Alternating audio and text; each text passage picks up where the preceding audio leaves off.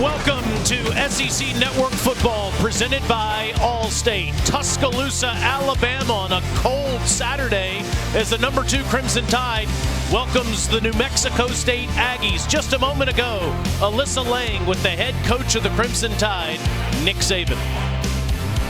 Coach, you talked to us yesterday about playing more consistently. What does that look like for you today? Well, I think the players have to challenge themselves to, you got a faceless opponent. There's an identity that you want to create as a player that creates value for you. And, a lot of those things sort of make you a champion or don't make you a champion as a player. So it's not about who we're playing. It's about who you are as a player and how you want to go out and play. You talked to us a little bit about pass protection, your offensive line, and Bryce Young. What do you want to see from them today? Well, I think we got to do a better job of protecting the quarterback. I think we also have to do a better job of creating balance in the run game and be able to run the ball effectively so we don't get in as many long yardage, drop back pass kind of situations. Thank you, Coach. All right, thank you. Thank you, Alyssa. With the College Football Hall of Famer Matt Stinchcomb, I'm Taylor Zarzour at field level. Specifically today, Stinch, I know you want to see that offensive line play better and protect those running backs. Yeah, there's been some reshuffling, so the pre-snap awareness of what it is that you want to do is important right now. You look at some of the pressures that they gave up a week ago versus LSU, the 4 sacks, the 2 quarterback hurries. They need to have an awareness of what it is they're supposed to do before they go about trying to execute it, especially when you've kind of reshuffled the pieces that you're using along that offensive front. Good news for Alabama today. They don't have to block Will Anderson. He's one of the best players in the country for the Crimson Tide. Leads the nation with tackles for loss. Yeah, just remarkable. Not just with sacks, right? The 10.5 sacks. What about the 21 tackles for loss? The fact that he strikes and plays the run game so well, he's a complete football player. 50 degrees here. It is warmed up. It was in the 30s this morning. Get to about 52, 53 by the middle of the afternoon. A little bit of wind. Not too much humidity. Okay, let's look to the keys to the game today, Stench. Brought to you by Barbecue Guys. Well, these are going to be Alabama-centric, and part of it's just a function of what they've seen here in the second half of the season and last week. Obviously, run the football and clean up pass protection, something that Coach Saban talked about. But the other thing that he mentioned, this was going into the LSU game, is dial in the deep ball. They've hit big shots, there's no doubt. But to amplify that percentage, to have even greater success stretching the football downfield. The first 2 are kind of the garden variety things that you need to do. The third thing, though, that's that explosiveness that they want offensively. Crazy what this guy's done. 15 seasons in Tuscaloosa, now at 70 years young. He'd go ahead of Mack Brown with the most wins of any active college football coach with a victory today. That would be his 265th. New Mexico State will receive the kick. Jawan Price and Terrell Warner are back deep for Alabama, with Will Reichert putting his right foot into it. And it's a short kick, and it's fielded at the 11, and down goes Price.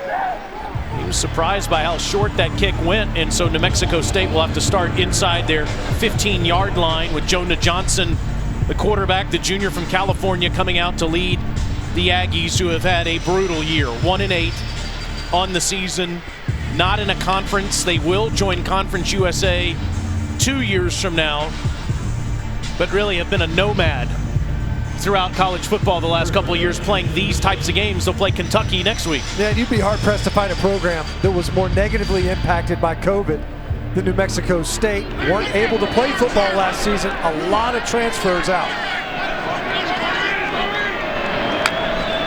Take a look at where 31 is on the field on just about every play. He's shaded over to the left side after a pickup of 3 as they throw it out of the backfield to Price. Jalen Armour-Davis on the tackle.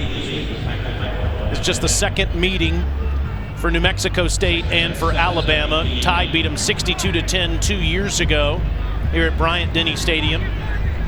Alabama's unbelievable at home. They've won 59 of their last 61 here. They have the best all-time winning percentage at 83%. Johnson will throw, wide open receiver, and that's Andre Bodison, who got lost in the secondary. It's a pickup of 16. Well, already, so you can see what New Mexico State is likely to do most of this game. Move the pocket, get the ball out quickly.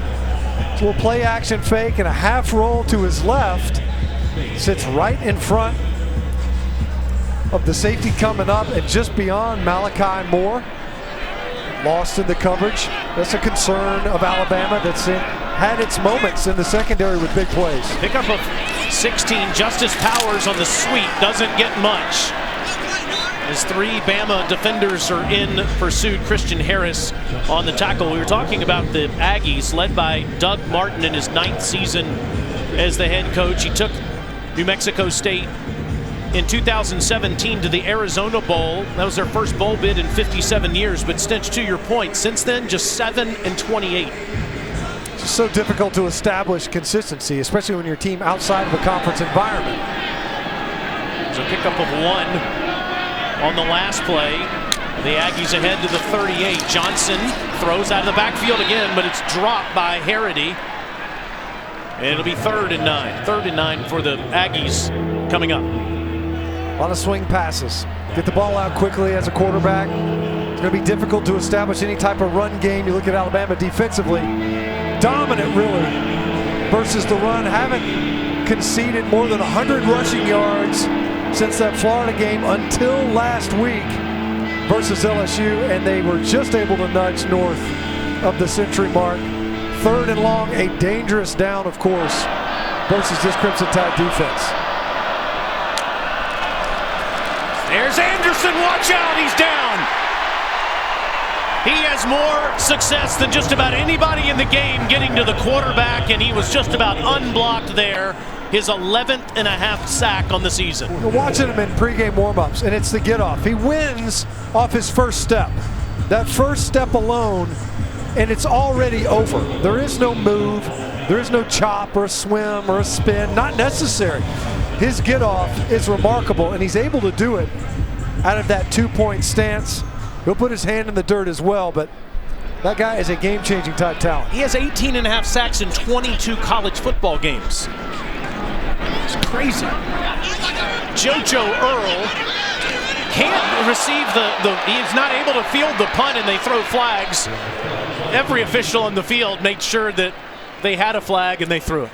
Yeah, it was like a participation trophy at the end of that one. Did you throw a flag or not on that? You got to give JoJo a shot at it, and the Aggies didn't do it. As you see, Dylan Early. Mark Curlis is today's referee.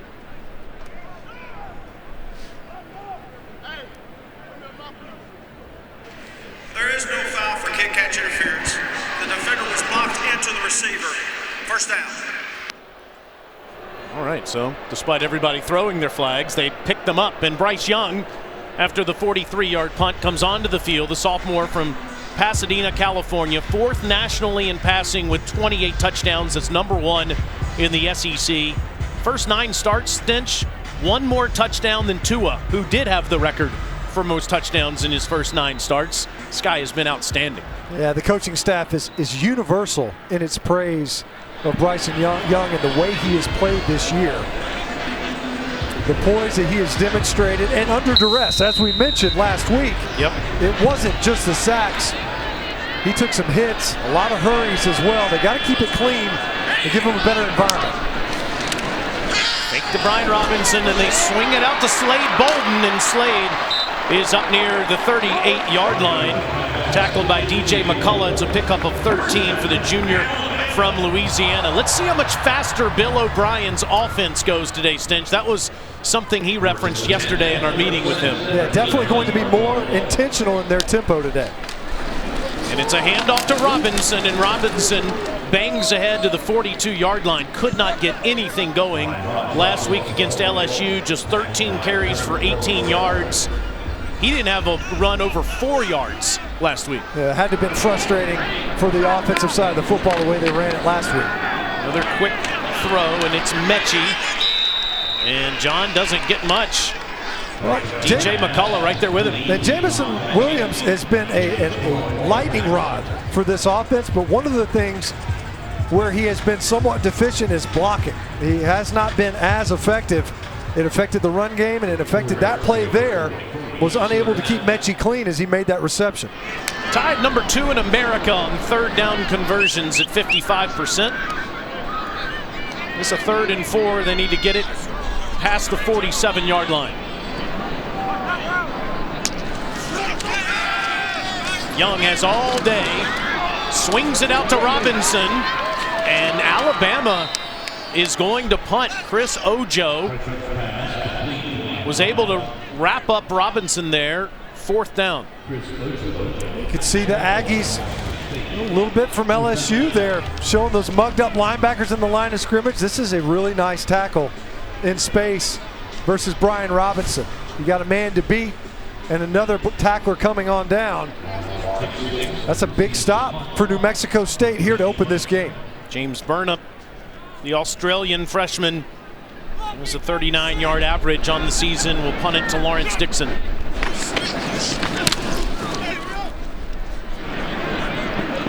Dixon gets away from it as it bounces at the 16 and it dies at the 19-yard line. A 37-yard punt, no score in T-Town early on a Saturday.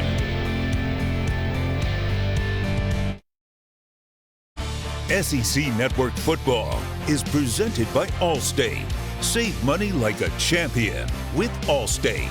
And in part by Mercedes EQ. These guys won national championships. Coach Bryant, Coach Stallings back in 1992, and Nick Saban has set a new standard in all of college football that we wonder if anyone will ever reach with those national championships, 6 of which he's won with the Crimson Tide now, 1 at LSU. No score, almost 5 minutes into the game. Johnson on the run, and that is an up-for-grabs ball that's incomplete. Jared Wyatt unable to make the catch as Josh Jobe was fighting for the football with him. 2nd down. Got up a little pressure that time. Able to get Jonah Johnson off of his spot. Nearly got a completion downfield. A good job by Jobe defending that pass and getting a breakup, getting between the receiver's hands and Jared Wyatt.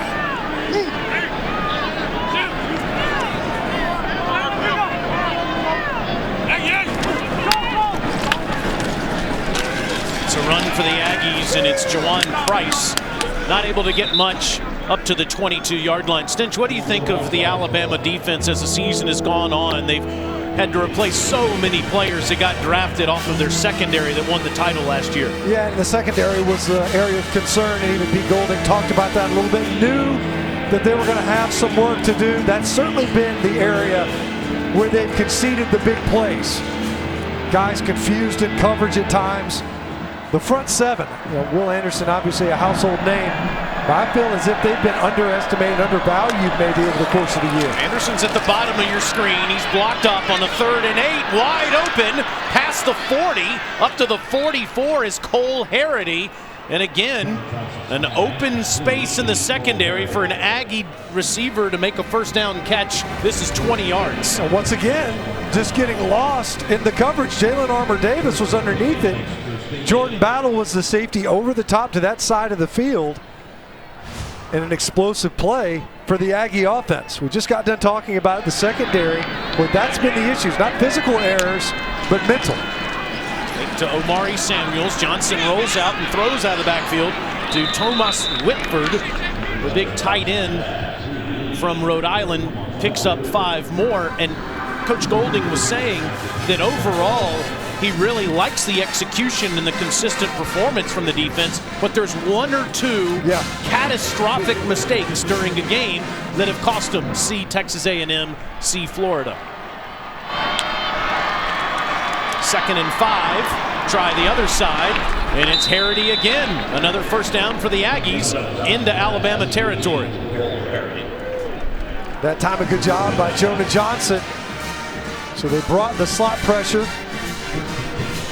A little bit of perimeter pressure from the edge. Jordan Battle spinning down into the coverage, but not before they were able to make that completion and convert the sticks.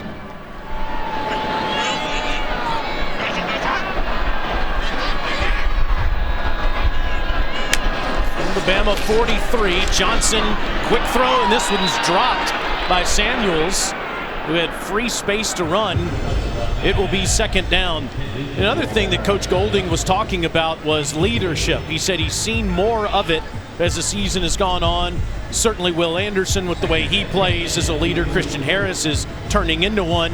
Henry To'oTo'o is not the most vocal of guys at Mike linebacker, but that's something that needs to develop if Alabama is going to have a chance to get back to the college football playoff at the end of the 2021 season. 2nd and 10 for the Aggies as the Tide fans had another sip of coffee and they're awake suddenly. And right at the line of scrimmage, it's Byron Young lassoing Price, but a flag comes in. At first, the way he kind of spun around, it looked almost like, typically you'd see that with a face mask. I think he got his horse collar, though. Personal foul, face mask, number 47 defense. 15-yard penalty from the previous spot, automatic first down. Watch him just kind of reach out and grab him, and I don't know. I didn't see his head spin around at all. I don't think he got his face mask. He didn't. No. He got the front of his jersey and just kind of spun him around. That's a miss, because it looked like he got the face mask. I didn't see his hand make contact with the face mask at all. It's the second straight week Alabama's gotten a flag for something they didn't do. Jordan Battle got a horse collar penalty against LSU last week. Now suddenly the Aggies inside the 30, and this is swung out to P.J. Johnson, and that was destined to fail as Malachi Moore came up to make the tackle. It's a loss, 2nd down. Nice trigger that time by Malachi Moore. Quick diagnosis, playing off, a lot of grass to cover. He triggers quickly and is there as the ball arrives. You hear that stick. A personal foul, though, so you get the pass downfield and you pick up a 1st down and a half on a phantom face mask. Loss of 3, 2nd and 13. Johnson's in trouble, gets out of there, takes off, and he's down near the 26-yard line where To'oTo'o was waiting for him. It'll be 3rd down. 3rd and less than ideal. We've already seen it. So a 3rd and long earlier. New Mexico State incapable of holding up in protection. Will Anderson being the culprit. The 31 at the bottom of the line of scrimmage, working against the right side of that New Mexico State offensive front. Johnson under trouble, and there he goes down as To'oTo'o on the blitz.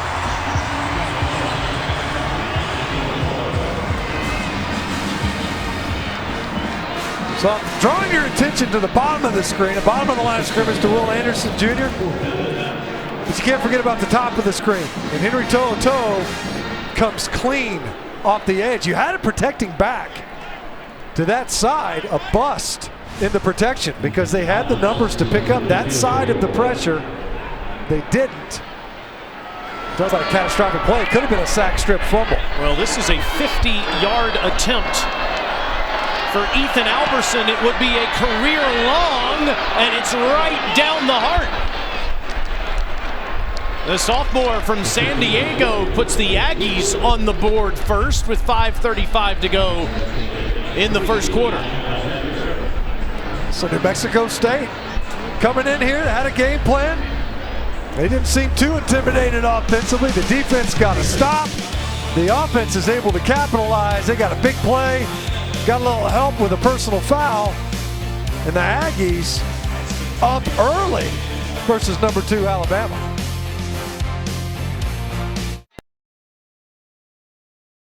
With the early lead on the Gators, Todd Grantham, the defensive coordinator, fired after the South Carolina game this past weekend.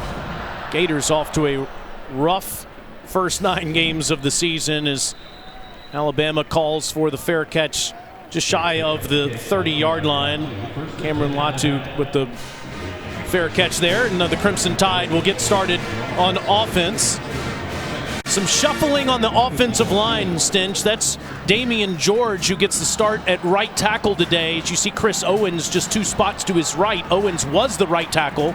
He's now the center after Darian Dalcourt hurt his ankle in that LSU game last week. And a new face there in there at left guard as well with Javion Cohen. An injury to his wrist, forcing Tommy Brown into the starting spot. So 3 new shuffling spots. Young looks back and has Robinson, and he's down just shy of midfield. 21 yards. So give credit where credit's due. I was on Jameson Williams early for his blocking. That time did a pretty nice job of screening off the defender downfield so Brian Robinson could pick up an additional 6 or 7 yards. Alabama wants to go fast, as they have it now at midfield. Young fakes to Robinson, over the top, it's wide open to Williams. Jameson again, touchdown Alabama.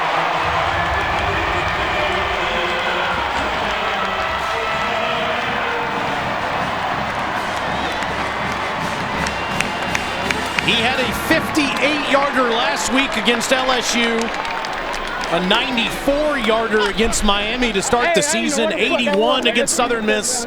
That's for 50. It's a deep ball threat. What'd you say? Had 7 coming into this game, 6 of them for scores, something like that. So we'll just glom on another one, number 8.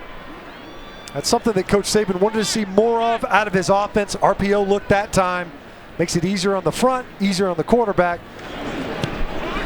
Will Reichard makes it 7-3, and Alabama back on track on offense. The junior from St. Louis, Missouri, by way of Ohio State, feels at home in T-Town. What a season for Jameson Williams and the Crimson Tide, up early in Tuscaloosa.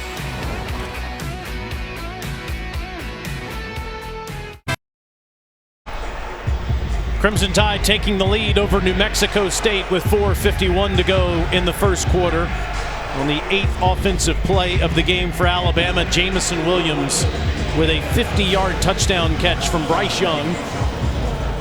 For Nick Saban in his quick strike offense, wants to see them go faster today and use more RPOs and play action. Check those boxes so far. Tell us about this RPO that led to a touchdown, Stinch. Well, you know, it gives a great influence on the defense. So watch the safety check up.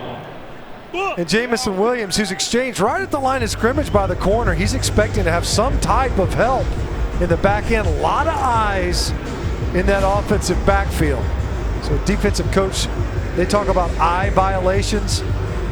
Frank Spaziani's over there going, guys, you can't get caught up in that offensive backfield on the fake. That could have easily been a handoff. Instead, Bryce Young pulls it. It's another big play to one of his favorite targets in Jameson Williams. New Mexico State went down the field on the Crimson Tide and ended up kicking a 50-yard field goal the last time. Johnson's under duress as Will Anderson was in the backfield with him, but he gets it off to Tomas Whitford. And he makes the catch up at the 36-yard line. It's an 11-yard completion. How about the start for Jonah Johnson in this game? Hit some shots downfield that time. Somewhat under duress, able to deliver a strike. 7 of 10 for 67 yards for the quarterback so far, and that ball goes to Price, and Price runs head on into Tim Smith for a loss, second down.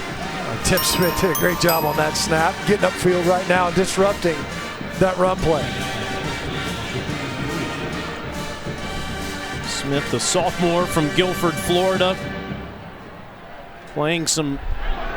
getting a bunch of reps in the interior of Alabama's defensive line with DJ Dale.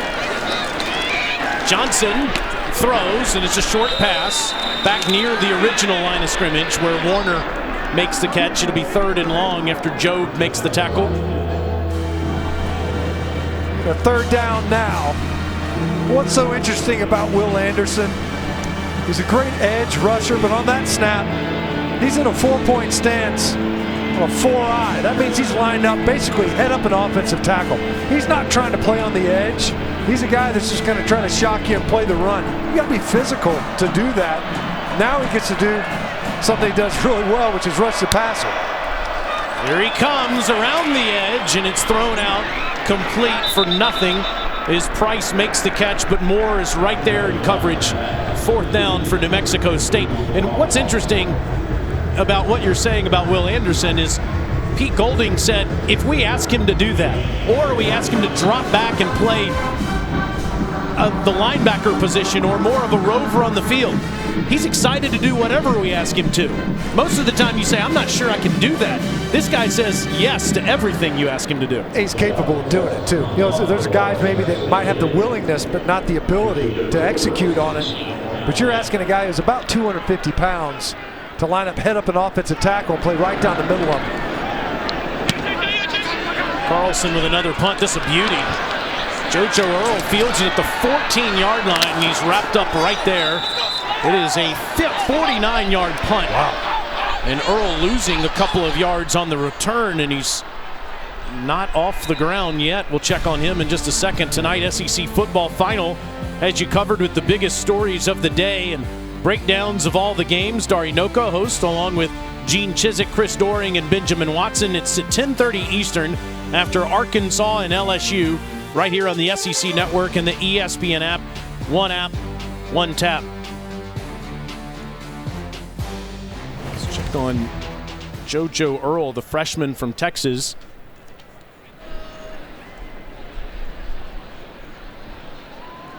Tough to see what exactly happened to Earle, but he is still down on the field. Working on his lower left leg, it looks like. I don't know if when he spun or when he kind of got spun down there, caused him to tweak something. He's kicking that right leg in pain, though, for sure. They're working on the left side.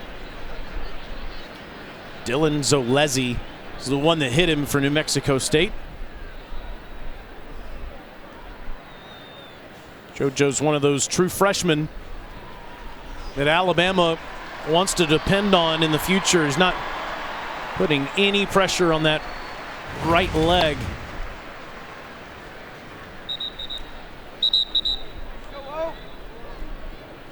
Maybe just when he planted, Stinch must have injured something. You know, in some ways, it's a little reminiscent of the injury to Haynes King, the quarterback for Texas A&M earlier this year. He kind of got spun around on that left leg while it was the left planted. one, yeah, you're right. You know, and it looked like it torqued a little bit, like his cleats caught the turf as he was getting spun. Definitely no weight being put on that leg at all. Alabama at the 14, an option toss to Robinson. Brian gets around the edge, and that's more like what we've seen from the fifth-year senior all season. It's a pickup of 17 yards for the fifth-year senior from right here in Tuscaloosa. Now, take nothing away from the offensive front, but that's perimeter blocking that makes that play go. And once again, Jameson Williams, pretty good job blocking on the edge. Trayshawn Holden, he coughed up the ball. Here come the Aggies down at the 20-yard line. Is picking it up off the ground is DJ McCullough. That ball looked like it popped out. And in fact, Holden wasn't even really arguing it. Ruling on the field of the runner knocked down and fumble is under further review.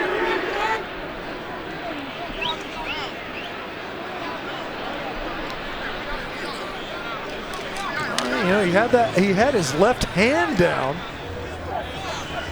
which you can have that left hand down and still be an active ball carrier. It did not look like his left knee made contact, like he was on top of the defender. It looks like this is the look.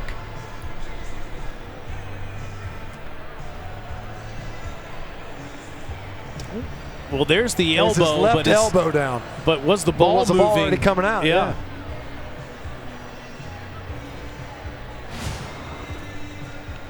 Tough to overturn that, but that's for the sophomore from Florida, ruled a fumble on the field and would give New Mexico State the ball at the Alabama 20. Good job by Chris Ojo coming up there. Is that elbow down before the ball starts to come out? That ball, his elbow clearly down right there. Now is the ball coming out?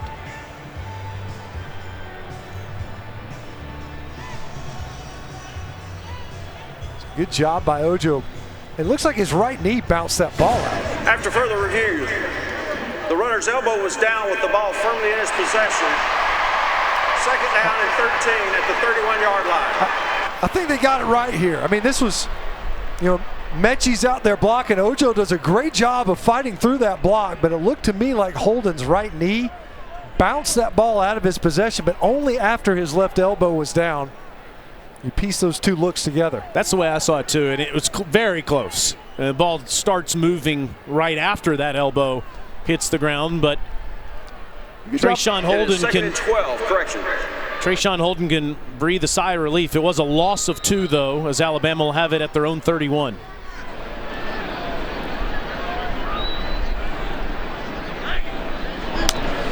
Young in an empty backfield. Throws wide open past the 45 is Mechie. Nice pickup in protection, clean pocket. Young's able to hit one of his favorite targets in Mechie. 63 catches on the year for Mechie. Jamison Williams is one of those other favorites, and he's inside the 30, down to the 26 as you see JoJo Earl heading to the locker room after being injured on the punt. Right now, Alabama just moving the line of scrimmage. Able to get quick throws to the perimeter and ask their receivers to block. That time, Ja'Corey Brooks. Young has all day, he'll take off and give himself up inside the 10, down near the 13. Unlike maybe some other Alabama quarterbacks of the past, especially Jalen Hurts, Bryce doesn't like to do that very often. He likes to stay in there and go through his progressions. It's more of a last option for him. Yeah, he's more of a scramble to throw versus a scramble to pick up yards as a rusher. And that time, protection was fine. He could have just pressed up and stayed, but you've got this huge rush lane. Wise to take advantage of it there. Down to the New Mexico State 14, swings it out, gets it to Mechie, and after bobbling it, he'll only pick up a couple of yards to the 12-yard line, but still the tempo that Bill O'Brien's offense is running with here in the last couple of drives is, I know, something that was a huge point of emphasis for him today. Yeah, and you look at it, it's a numbers game. You look out there, there's 2 over 2. 2 defenders over your 2 receivers. One's playing off. The non-receiver, the intended receiver anyway, you block for the other. Bryce Young 9 for 9 to start the game here in the first quarter. 10 for 10.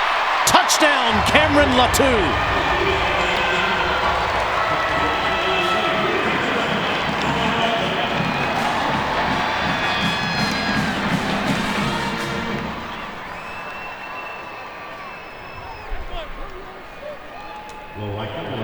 Latu with his 6th touchdown catch of the season.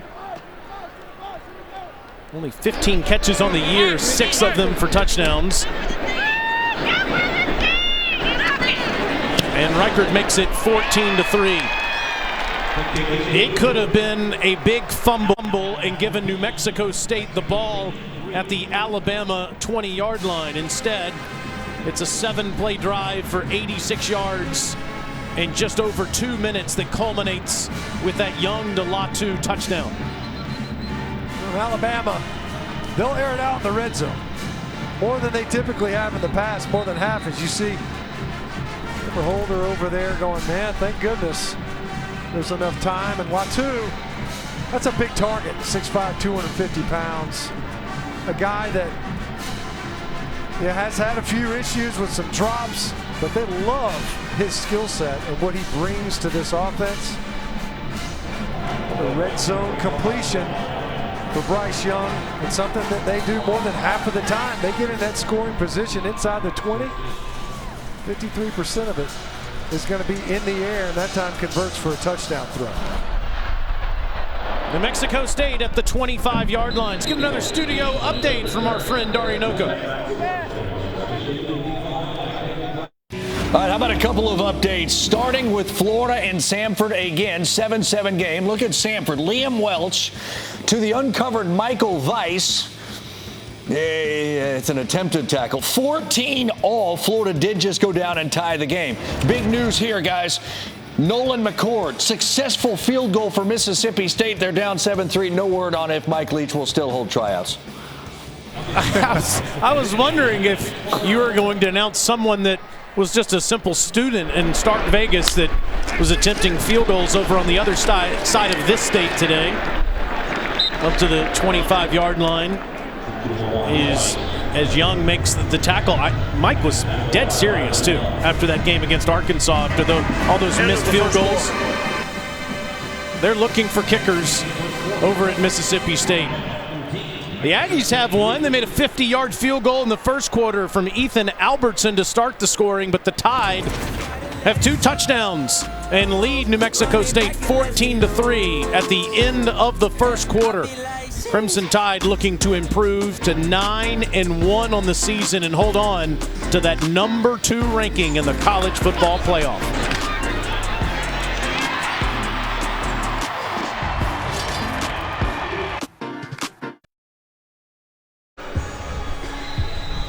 Start of the second quarter on a beautiful day here in Tuscaloosa. Temperatures in the low 50s for the Tide and the Aggies. Aggies down 14-3. Jonah Johnson throws a moon ball, and it's incomplete. Into double coverage, he was looking for Justice Powers, and Jordan battled with him. Third down. Johnson took a shot from Will Anderson, but not before he was able to get this punt off, because that ball bounced off the solar system, came back down. Jordan battled more than enough time to get back underneath it. However, Justice Powers had his hands on it, had a chance to come down with it. Well, that throw had hang time. Jonah's in trouble, and he goes down at the 26-yard line after a pickup of 1 as Christian Harris ran right with him to force this fourth down. Harris really stepped up in recent weeks, made an outstanding open field tackle near the goal line against LSU last week to preserve that victory. That was too close for comfort last week for the Tide. Yeah, they weren't pleased with it, that's for sure. I guess it depends on your perspective, right? LSU sitting there going, hey, how about us in a lame duck season? So being a 1-possession win for the Tide, a hard-fought one. Slade Bolden is back, but it's blocked. Alabama gets it, and off the carom, here comes the Tide inside the 20. Jalen Moody is tackled at the 5.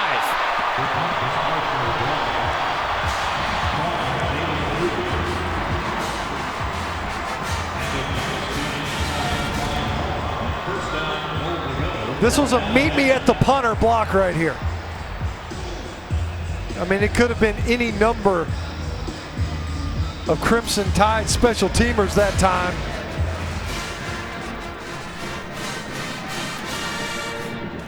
Well played in the air to take it back in. I don't know which one of the Alabama members of the punt block team got that ball.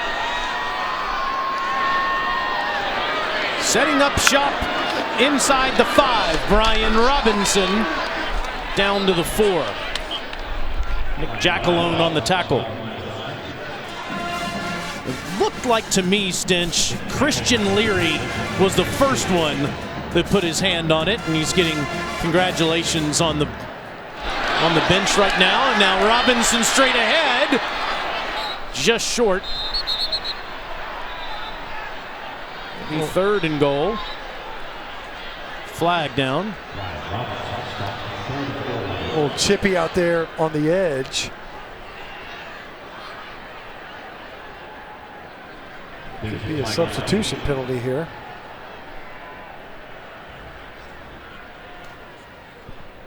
Yeah, that's exactly what it is, an illegal substitution penalty on New Mexico State.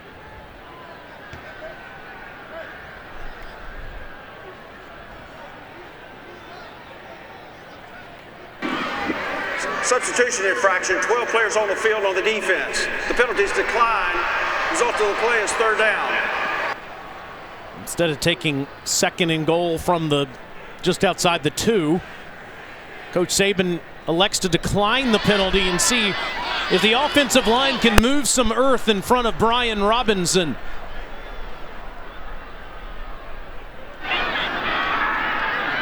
Robinson's extra effort, touchdown Alabama.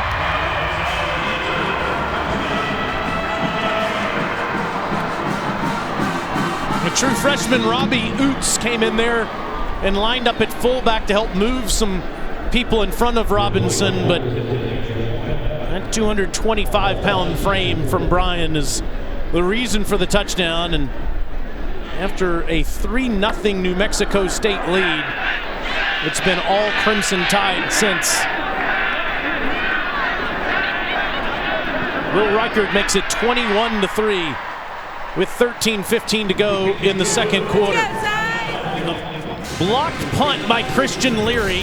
It was picked up by Jalen Moody, gave Alabama the ball at the 5. Brian Robinson did the rest. Touchdown, Alabama.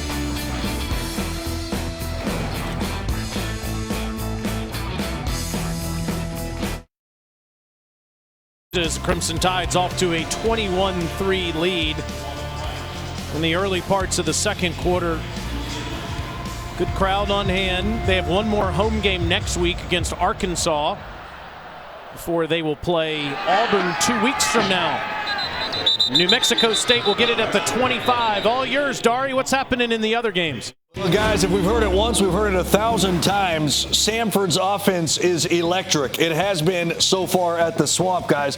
209 first quarter yards against Florida. Liam Welch to Jay Stanton, 40 yards. Samford, 21 first quarter points, and they lead the Gators by a touchdown. What's going on, guys?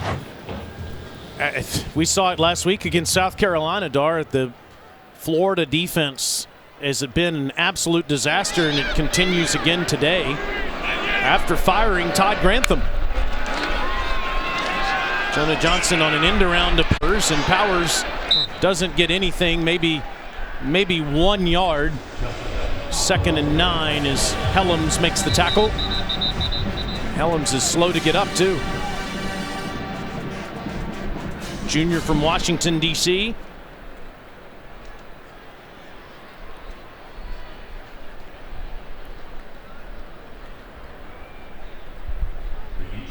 Coach Saban would tell you, obviously, you want to win the game, you want to play to a high standard, but maybe just as important, Stinch, is coming out of a game like this healthy. No doubt. It's a concerning injury if, in fact, it's something that will persist. Kind of hard to tell, even in looking at it again.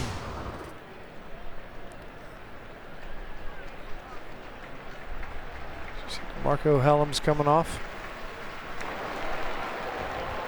Well, guys, one of the things that Pete Golding was telling us yesterday during meetings that I thought was interesting, obvious but interesting, is that they have to literally cover every crevice, every possibility every single week. It doesn't matter that New Mexico State's not an SEC opponent. He said when you're Alabama, you can't necessarily trust the tape that these teams have put up all season long, because when you're the Crimson Tide, they're going to throw the kitchen sink at you. So it's so much more preparation than maybe other teams when they've got an opponent like this coming in, because they know what they're going to see offensively is so creative. Some good adjustments they've made so far. I know you're paying attention, Alyssa, to these injuries too. You told us that JoJo Earl is out for the game. JoJo Earl, rather, is out for the game after he was carted off. Now Helms hobbles off. Daniel Wright comes in for Helms.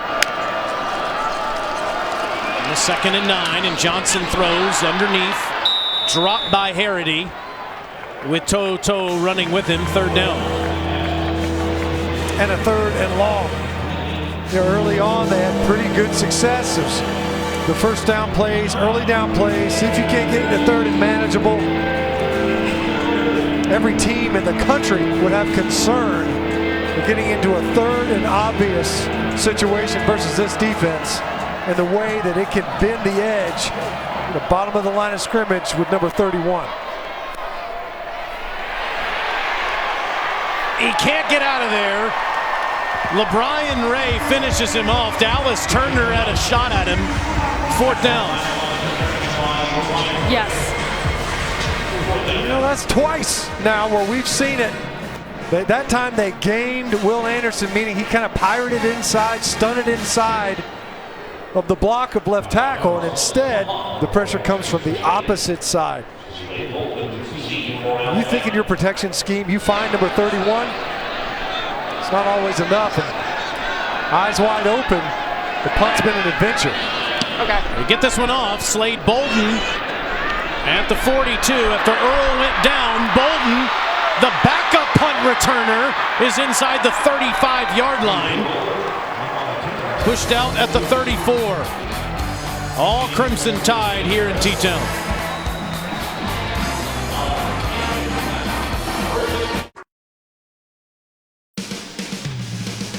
It is time to eat like a champion. Ramajamas, an institution in Tuscaloosa right outside the stadium here in Tuscaloosa, owned by Michael and Gary Lewis. Breakfast sandwiches today, Stinch. Yeah. Delicious. Got a little bacon, some eggs, some cheese on here. Phenomenal. I feel like a champion. For every meal of the day, Ramajamas is outstanding. Alyssa, how is it down there? I got a nice bacon, egg, and cheese sandwich. It's delicious. Ramajamas is Ramajamming on game day too. Like line out the door, amazing. My first time here. I think they said that Phil Mathis's mom was in there. She was ordering up some food. She knows where it's at on game day. I feel bad for everybody else on the crew. There's just not enough to go around. Young swings it out to Mechie, and he's inside the 40 down to the 35-yard line. So hard to pick a spot. Growing up in this state, coming up here, going to college football games throughout my life. There's, of course, Waysider, which is where Coach Bryant used to go eat breakfast. Ramajamas right outside the stadium, which does have tremendous milkshakes. We may have to stop by there post-game, yeah, and maybe get a milkshake, Stin. That's not a bad idea. We got time at halftime maybe to hustle down there. Young fakes to Roydell Williams, goes to the end zone. Another touchdown for Jamison Williams.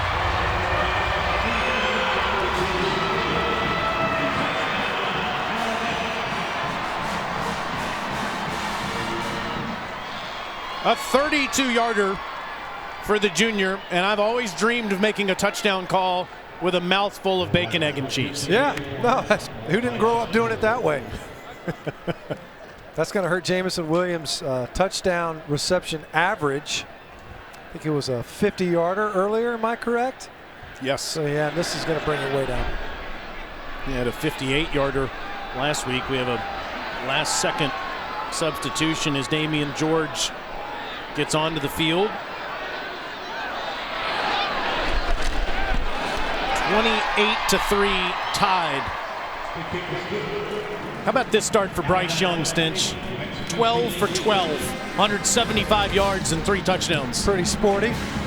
Off play action all the way. Something that Coach Saban said he wanted to see more of. Still got popped a little bit at the end of it. Jamison Williams literally waiting on this football in the end zone. Once again, New Mexico State, eyes in that backfield. They check up. Receivers getting behind them.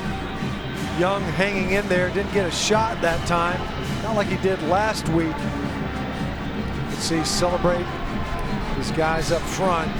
We talked about it. A reconfigured offensive line. Saw there Chris Owens was forced into service back into center. Finished last year at center, but has been playing at right tackle. It's not an easy thing to do. You know, the field, the responsibilities are totally different. Let's go, time! And you could tell that last week. And I think it definitely impacted Alabama's offensive performance.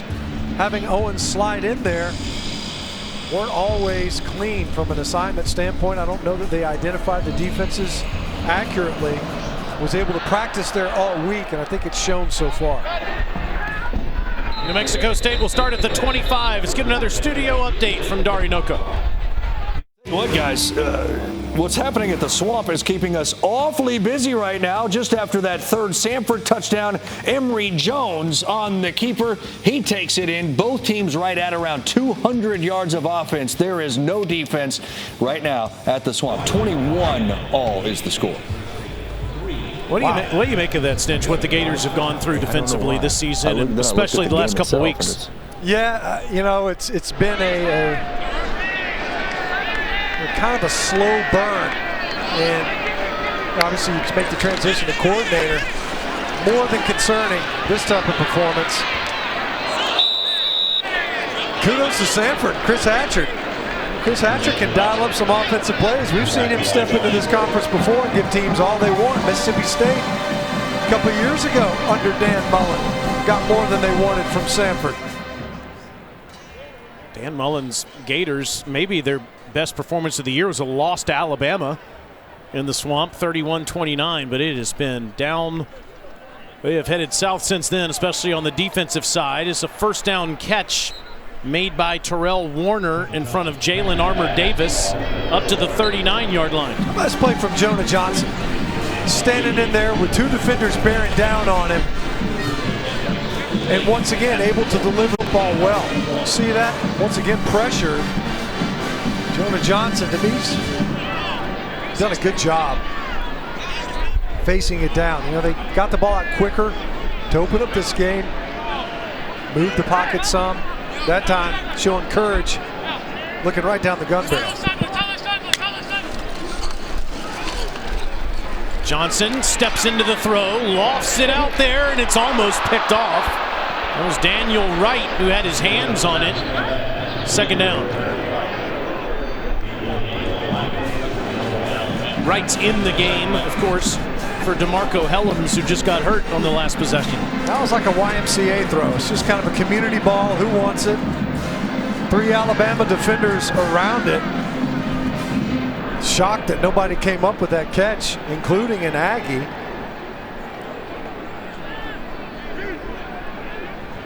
Man of the people, Matt Stinchcomb, always giving shout outs to those great community organizations. 2nd and 10. Here's the toss to Price. Not getting much. Armour-Davis, the junior from St. Paul's Episcopal School in Mobile, Alabama, on the tackle. Is that in Mobile? Okay. Yeah. I didn't know where that was. Did not see that on the roster. Might have a couple of grads here in the booth today. Okay. Well, once again, just so challenging. Jonah Johnson, talk about his ability to handle the pressure, and at the same time, on these downs, we've seen it opposite of where Anderson is lined up, this time at the top of the line of scrimmage. Johnson throws, and it's incomplete. Alabama able to get pressure off the edge again. Dallas Turner, the true freshman from Fort Lauderdale, has really played well the last couple of weeks, had 2 sacks last week. He was in the backfield there. You have to think, you know, if they end up getting, they lost a pretty darn good edge rusher, Chris Allen, the opener versus Miami. And if that guy gets back in this lineup before the season's over, so now what do you do from a protection standpoint? Because if you got one guy on one edge, you slide it, maybe put a tight end over there, put a protecting back over there to help. But what about the other edge? Bolden had a great return last time. This over his head, caught at the 10. And he's tackled up near the 23-yard line. A 49-yard punt, tied back on offense with a perfect Bryce Young.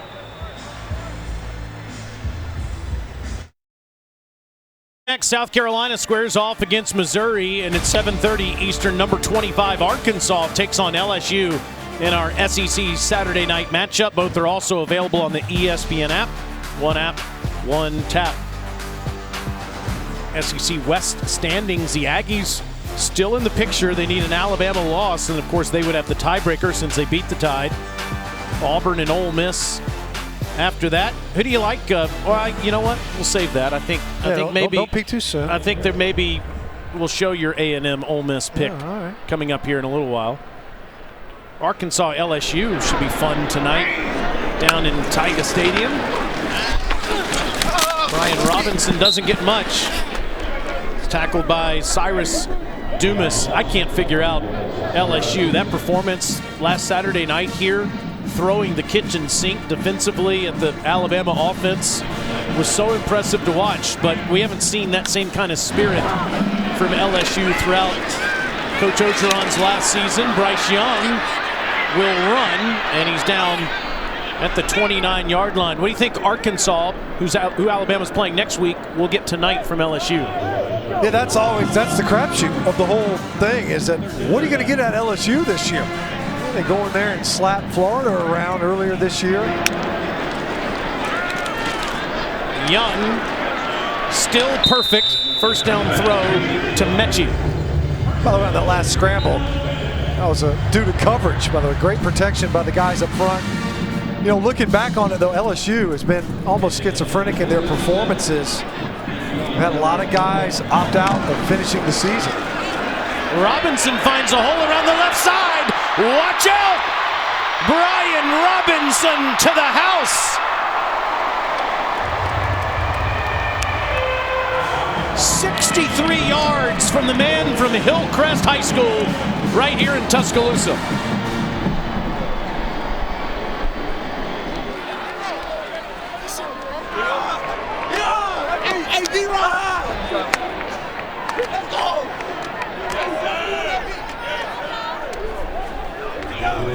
Earlier in the game, Robinson passed Saran Stacy and Glenn Coffey, and Robinson has moved up to 18th all-time in career rushing numbers, and he's got 2 more touchdowns today as well.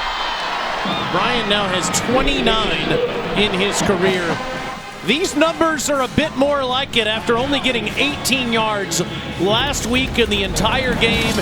He has 89 in the first half today, a 63-yard touchdown run, all tied here in Tuscaloosa.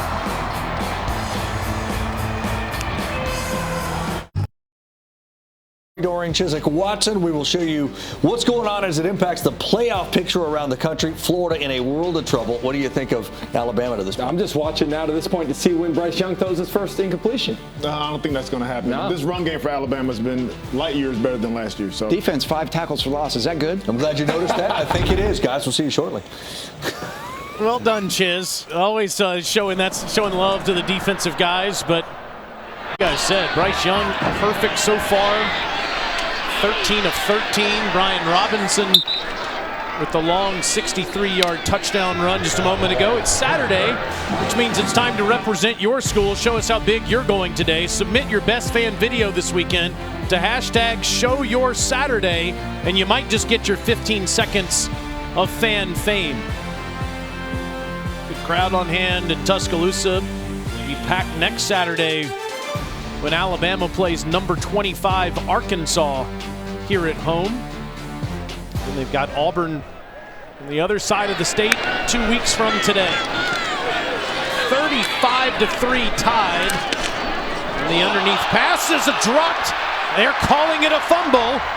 Terrell Warner had it for a moment, coughed it up.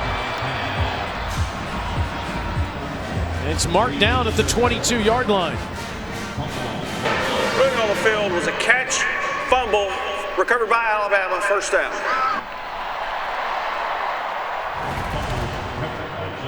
An offense that doesn't need any assistance, and another short field. So we've seen special teams set up a short field. And now the defense able to get a turnover or takeaway this time. To say they've been opportunistic is an understatement. Coming into it, and you think about Jordan Battle taking one of the house earlier this year. This time a nice rake, get that ball out of there. Christian Harris is the one that raked it out, and Justin Eboigbe is the one that landed on it to give Alabama the ball at New Mexico State's 22. Alabama's forced to turn over in 88 of the last 94 games they've played. And Young is now thrown his first incompletion. He was looking for Jamison Williams, and that ball was not spinning the way that Bryce usually spins them. That ball was tipped right at the line of scrimmage. Get a hand up. That ball got tipped right as it came out of Bryce Young's hand. Lucky it didn't get picked to go the other way. And there's your first incompletion. True freshman Dylan Early, almost the recipient. To the ground, and Robinson inside the 20, down to the 18-yard line. Young had a game like this against Southern Miss earlier in the season when he set a school record for completion percentage. He was 20 of 22 passing in that game with 5 touchdowns. May set a new standard with the way this one's going. It's a 3rd and 6. Alabama #1 in the SEC, converting on this down. Low snap, gets it off. 1st and goal inside the 10 to Mechie. Good job up front once again. We talk about some of these things that they're looking to get accomplished. The ground game going a little bit. That time the protection held up and now quick over the ball. Robinson hits the hole hard inside the 5 and down to the 3. Had a physical finish to that run. Chris Bell coming up from safety. Saves the touchdown, pays the price on the 2-yard line. See how quickly Alabama keeps going. Young takes it out of Robinson's belly and ends up losing yards back to the 8-yard line as Cyrus Dumas stayed at home to make the tackle. 3rd down. He's looking to read. You see that edge defender, and he pulled it a little bit late. Gave enough time for Dumas to trigger upfield for a negative yardage play right here in the red zone.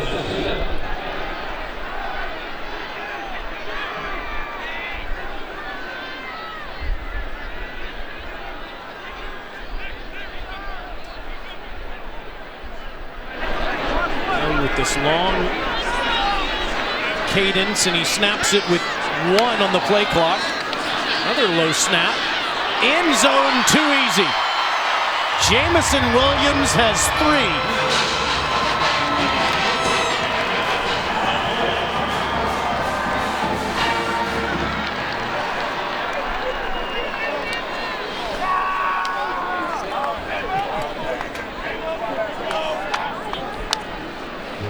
Mexico State kicked a field goal to start the game, and Alabama has scored the next 6 touchdowns. 42-3.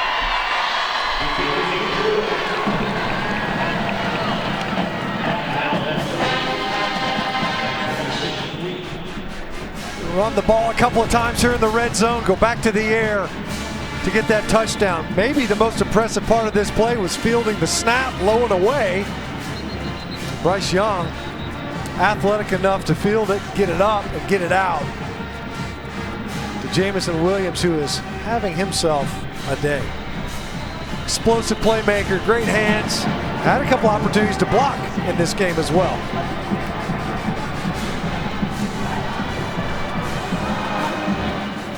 Wherever fun happens, Academy Sports and Outdoors is there.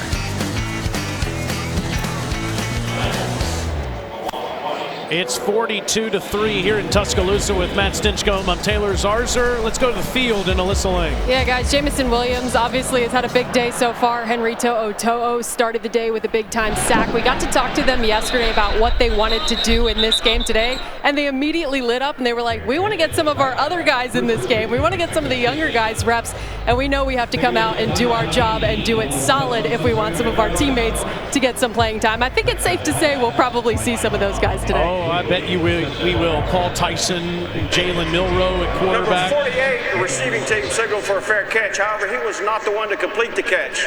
It was caught by another player at the 12-yard line and is dead at that spot. 1st down. That's why there was some confusion on that kickoff. There's Paul Tyson. Should see him in the next couple of drives. He's played sparingly this season as the backup to Bryce Young. Jalen Milroe's got a little bit of action as well, the 3rd-team quarterback.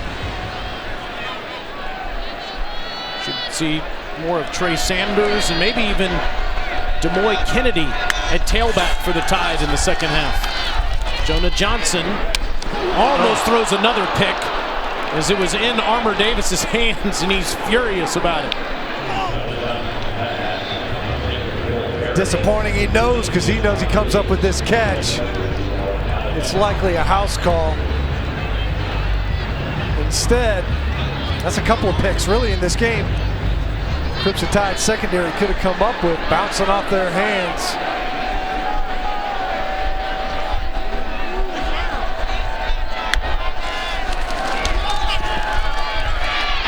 Johnson, first down run out of bounds near the 25. Good decision there. Obvious one at that. Nowhere to go with this football. Johnson able to leak out. He kept him on the run. Whether it's intentional or otherwise, they've been kept him moving, and then when he has stayed on his spot numerous times where he's hit as he's thrown.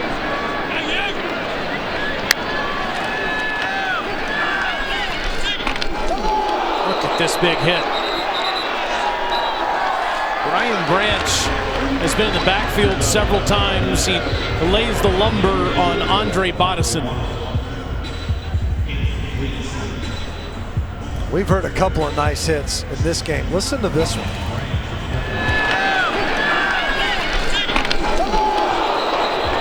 Sideline liked it. Crowd did too. It's impressive to see those open field hits now that you can't ever use your helmet and lead with your head. Now, you've been trained to make those hits in a different way, and Branch did it perfectly there. Whitford has no place to go. Now third down. It's kind of been a big transition, right, in the last 10 years in college football with how you make a big open field hit on the guy with the football. Yeah, I think guys have done a good job of adjusting to it. I mean, we still see it every once in a while. Flag will come out, but by and large, guys have been smarter about it. Half of that rule, the targeting rule, is to protect the hitter as much as it is whoever's on the receiving end of these shots.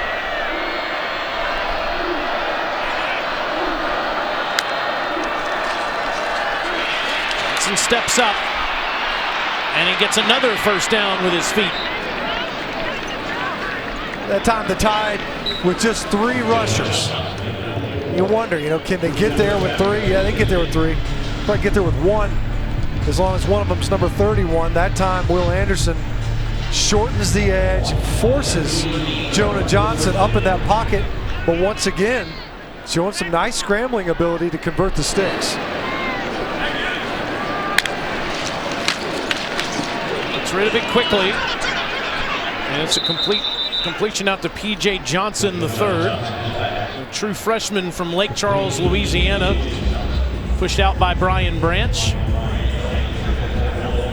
Nice design that way, the outside route kind of screening for that throw. Branch having to navigate through traffic just to get to where he can make a tackle.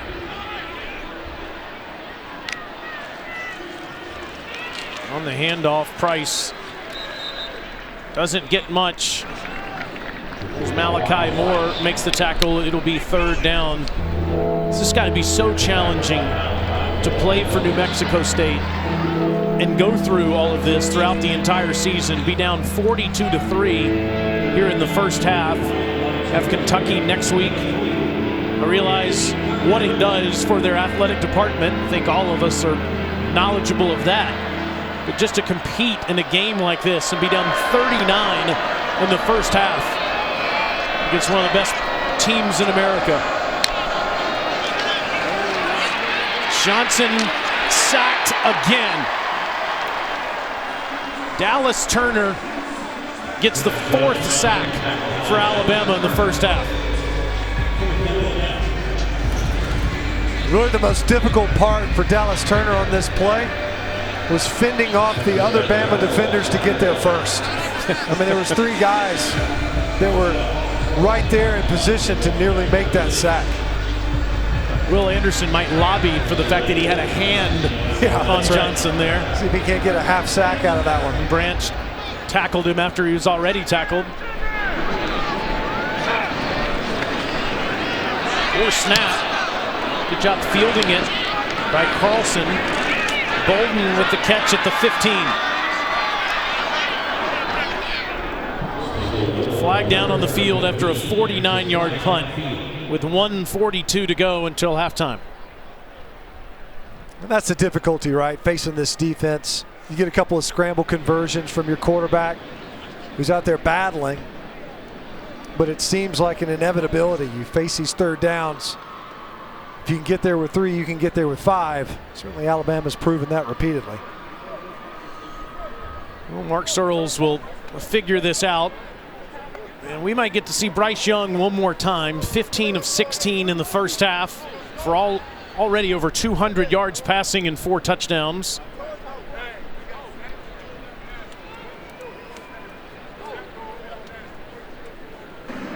There is no foul for any other block in the back. However, during the kick, holding number 5 receiving team. Penalties half the distance to the goal from the end of the kick and a first down. Coming up at halftime, you can watch the live performance of Alabama's $1 Million Band on SEC Network Plus. Start streaming now on the ESPN app.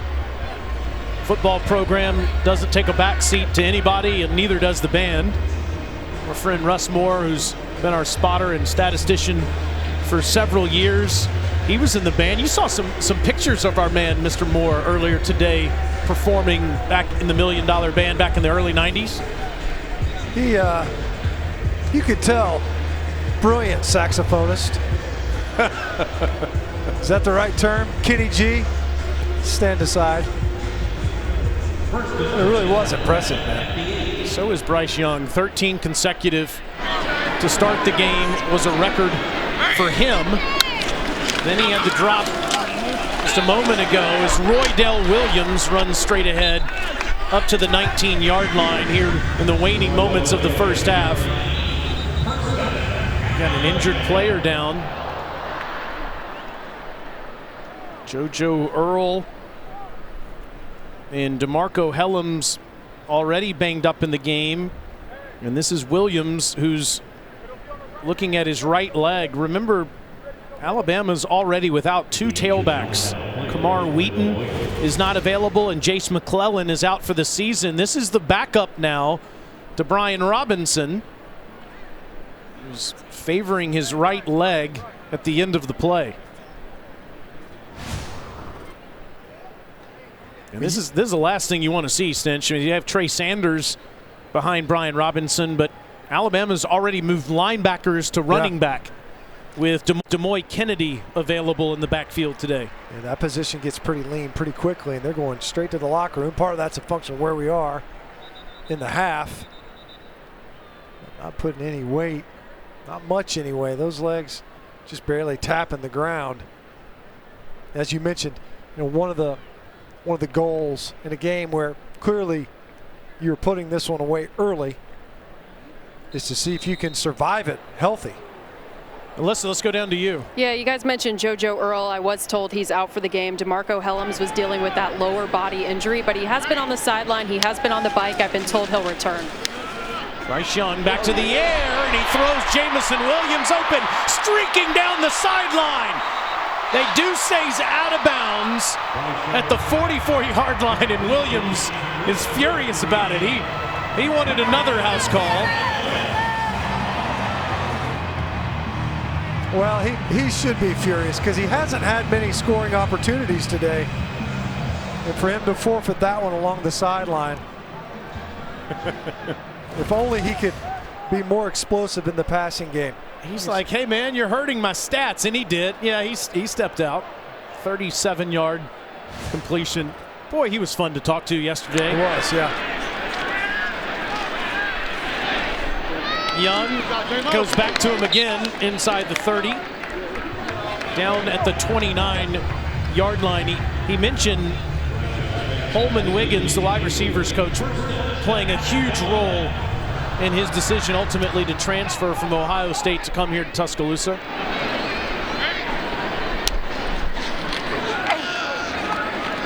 Young's been playing pitch and catch all day. Here's another one underneath to Robinson, who's tackled at the 26. Young is 18 of 19. First charge timeout, Alabama. 30-second timeout. As they work on their 2-minute package that could come in handy against Arkansas and Auburn in the weeks to come. How about what you've seen from number 9 in this first half? Yeah, I mean, what do you say about it? It's one of those things where you're looking at him and the way he's performed and the way he came out early. One of the things I think that they love the most about Bryce Young, beyond the productivity, is that he's kind of this calm eye amongst the storm. You know, if the game's not going the way that you want, it certainly has today. It's been clean for him. A couple of throws that maybe weren't exactly perfect, hasn't needed to be perfect. He's done an excellent job, and what they like when you talk to these coaches is how his demeanor, how he conducts himself, his poise. You know, right now, he would be the favorite, I would think, among the Heisman candidate. Well, I mean, look, part of it is you look at his numbers, where he's been, and also the team that he's playing on, and some of the challenges, frankly, that they have faced offensively. He said great protection in this first half. And he takes off and runs out of bounds with a flag coming down on the field. Coach Saban and Bill O'Brien, the offensive coordinator, both raved about this guy's demeanor, his preparation, his leadership.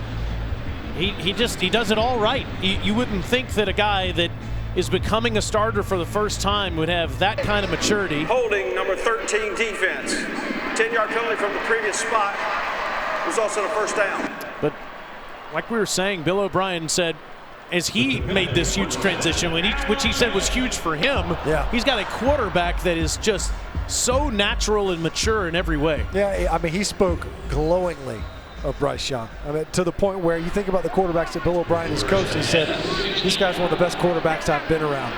Think about the magnitude of that statement and some of the players that he's coached at quarterback. Young stays in there, surveys the whole field, and Robinson slips, but evidently the knee didn't go down, so he's down at the 11-yard line. Another timeout will be called after the pickup of 4. 29 ticks left. That effort by Robinson just to keep that ball alive. Makes the catch, lost his footing. Did a great job of posting up that hand just to stay up off that turf and keep that run alive.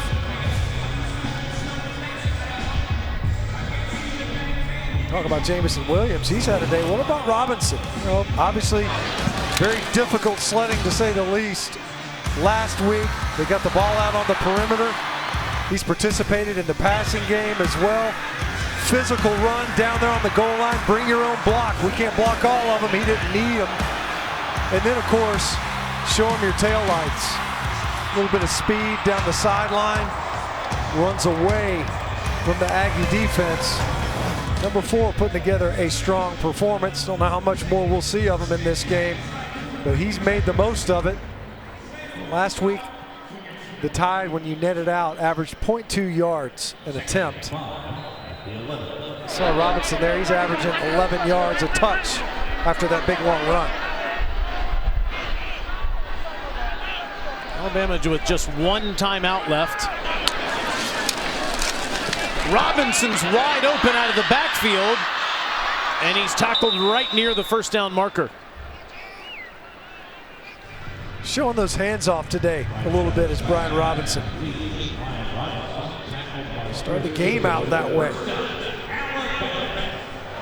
And a guy that, you know, we just saw Roydell Williams going in.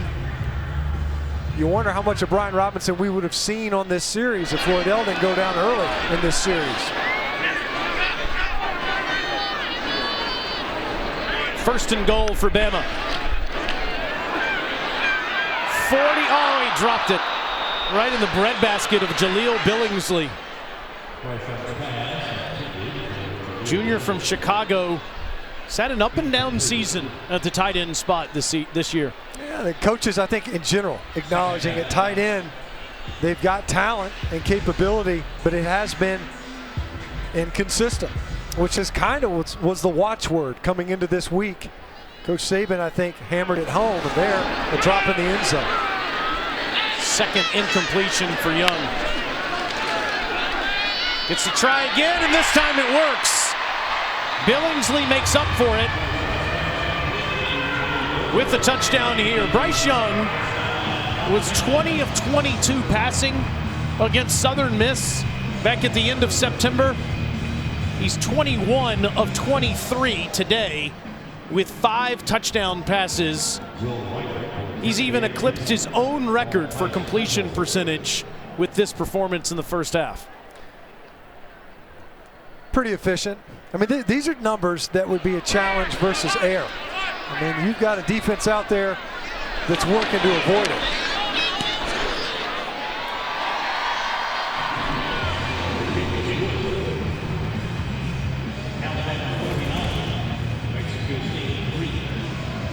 A guy that just looks like he's in total command of what it is that he wants to do, even when things break down. And I love the fact that they go right back to Billingsley. Gets a drop at the end zone. Hey, let's see if we can't get this guy back on track as quickly as we possibly can. Look, they're working on their 2-minute offense. They're calling timeouts, all those things. But there's also individual performances and guys are going to need. They've got 2 more conference games, 2 more division games to finish this season. They've got a challenging opponent, to say the least, at the end of the Iron Bowl rivalry game. They got to have everything. They're going to need everything. They're expecting a playoff run from this team, a championship run. You got to have tight ends step up. Latu gets his touchdown catch. Billingsley gets his touchdown catch. They need that tight end position to step up a little bit. Smart to go back to him. And Nick Saban has set the most remarkable standard, to the point where when you're 9-1 on the season stench, or I guess 8-1 going into this game, but 9-1 once it's over, it doesn't feel as much like maybe a 9-1 usually would when you're ranked number 2 in the country. You got issues on the offensive line with injuries. Now you have depth concerns in the backfield. You have a secondary that's been in transition this season, and all of the fans are concerned about some of those blemishes that haven't appeared in national championship seasons, which is why you work on all these things today so that you can have a better chance to win the rest of your games. And they're definitely taking advantage of that opportunity. You know, it's a challenge sometimes from a motivational standpoint. And you're what Coach Saban said off the top. You want these guys to take advantage of their opportunity. You want to put what's out there, a championship level effort individually. And so far, I think that they've been able to rise to that challenge. He said, when I watch you on film, I don't watch what team you're playing against. Yeah. I watch you. Well, if you're watching Bryce Young in the first half, you saw a spectacular performance. And Alabama leading 49-3 at the half over New Mexico State. And Coach Saban is with Alyssa Lang. Coach, how would you evaluate your offensive performance in the first half? Well, I think it was good. I think we got 49 points up there. I know we set up one with a block punt, but I think it's been pretty efficient. We've had better balance. I think it's better. What do you want to see more of in the second half? Well, I think we're going to get to play a lot of players, so I want to see how those guys respond. We need to get them some experience. So, we want to start the second half so we know how to come out and play in the second half. Thank you, Coach. All right, thank you. You saw the graphic on the bottom of the screen. He's going to pass Mack Brown for the most wins by any active head coach. 49-3 is the score. Dari Nowkhah, back to you, my friend, in the studio with the halftime report. TZ, thank you much. It is the Farm Rich halftime report, as I've got my good friends here, Doring, Chiswick, and Watson, as we are watching kind of what we expected to watch, right, from Alabama. We saw them run the football. Welcome back to SEC Network Football, presented by Allstate. The Crimson Tide crushing New Mexico State at the break, 49-3. Could see them empty the bench in the second half today.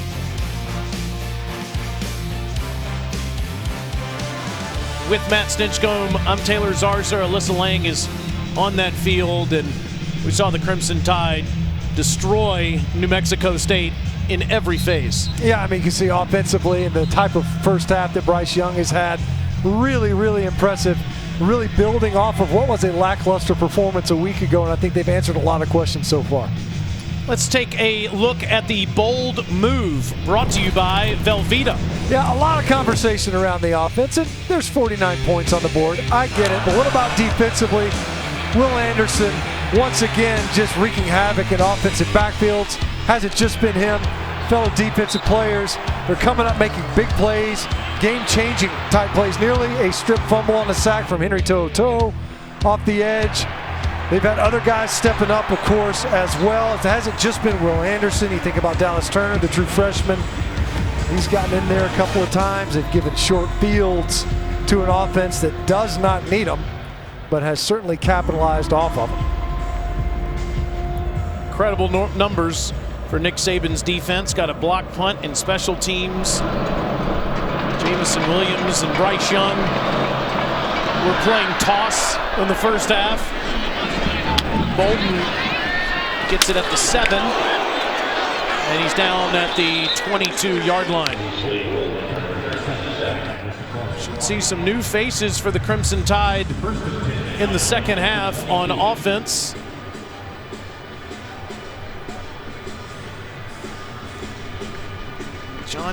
Paul Tyson not yet talking on the bench over there. We'll see if Paul gets his number called in just a minute, but you get a little bit more Bryce Young to start the second half. He was sensational. 21 of 23, 272 yards and 5 touchdowns in the first half. Trey Sanders in there, running back rather, for the first time. And here's Trey. Stutter step. Doesn't get much. Trey, I'm sure they're watching closely to what Sanders is going to do in this second half stint with Roydell Williams injured in the first half. Sanders now is really the only other experienced back that Alabama has that's healthy. Right. You see there, I don't know if that was a little dummy cadence. Like the Aggies jumped early along their front defensively. But you're right, yeah, I mean, getting thin at running back. Offside, number 91 defense made contact.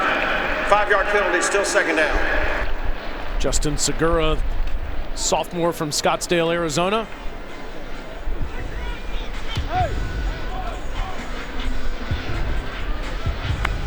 So Young trying to pad what are already some record-breaking stats.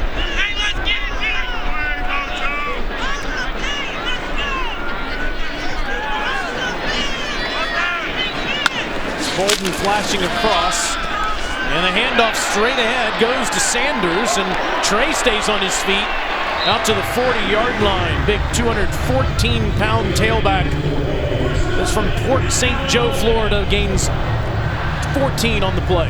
Another nice run to the left side of the Alabama offensive front. Keeping in mind a new face in there at left guard. Tommy Brown doing a pretty good job in relief of Javion Cohen. Sanders, 9 more.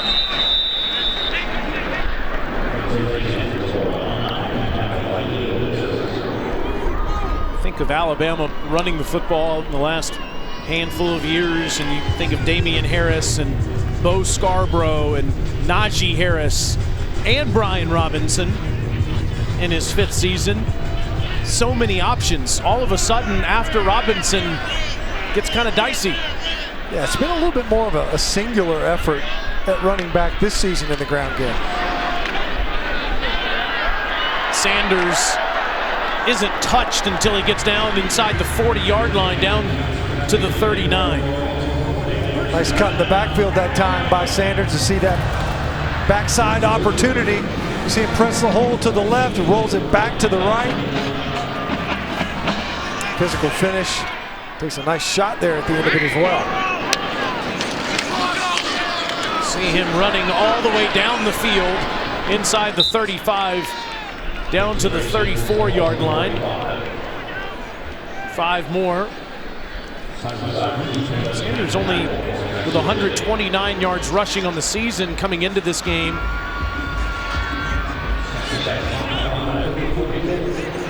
Robinson, by the way, had 9 carries for 99 yards, 2 touchdowns, including a 63-yard scamper. Young will throw under pressure, and he took a shot. Ball come out too, and it's recovered by New Mexico State. The run and play action. They pull Tommy Brown across the formation. You cannot let up. You see him kind of put on the brakes a little bit, and instead he gets edged. Right now it's Ojo again, I believe. On the rush, Chris Ojo, who has made some nice plays in this game. Ball came out for Bryce Young. We had a near turnover in the first half.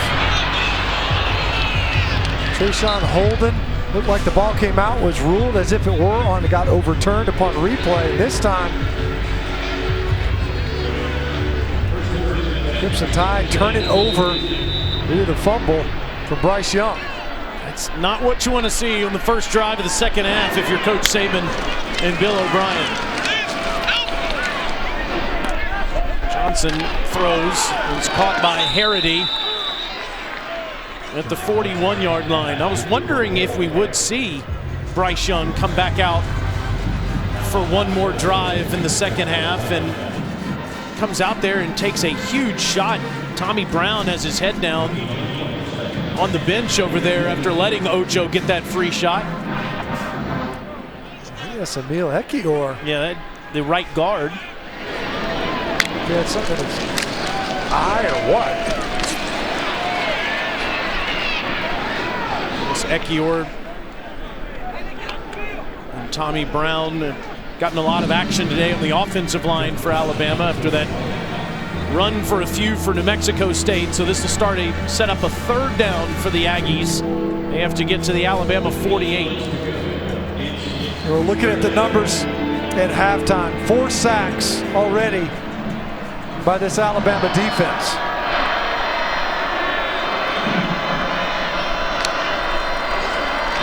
Johnson, first down throw to Jared Wyatt. Not get a very favorable spot. He certainly, he was ahead of where the 48-yard line was, but you're right. I mean, they put that ball a half a yard behind where he ended up on the play, and they're going to be short and go for it here on fourth down.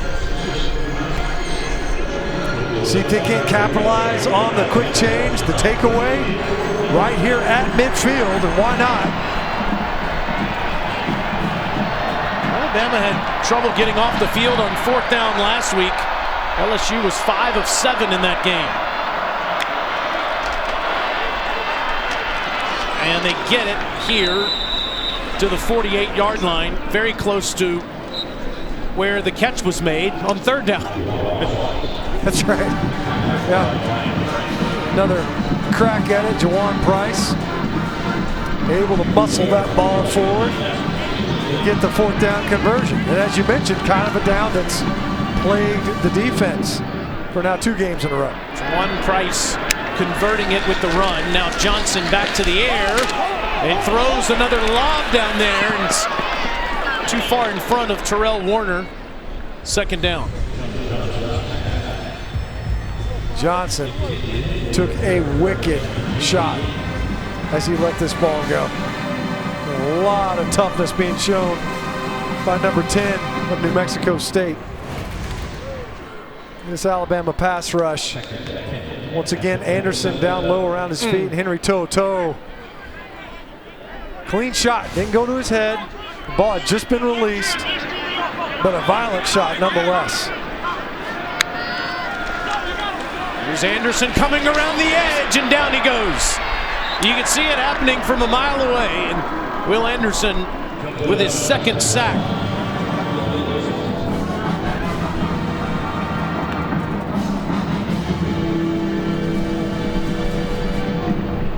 Pete Golding loving watching that. Anderson now with 12.5 sacks on the season. Setting up a 3rd and 11.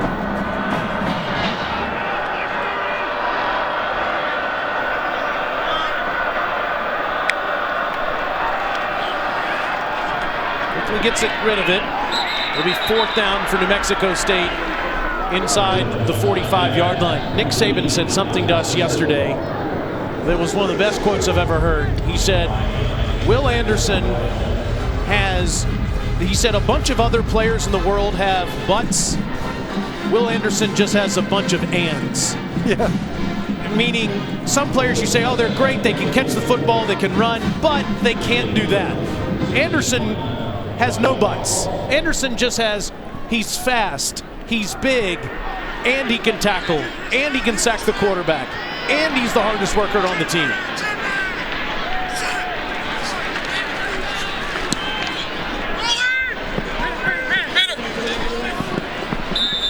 Punt goes inside the 5-yard line, actually marked out at the 8.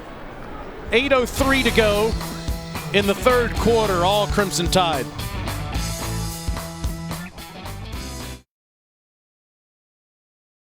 SEC Network Football, presented by Allstate, is brought to you by B.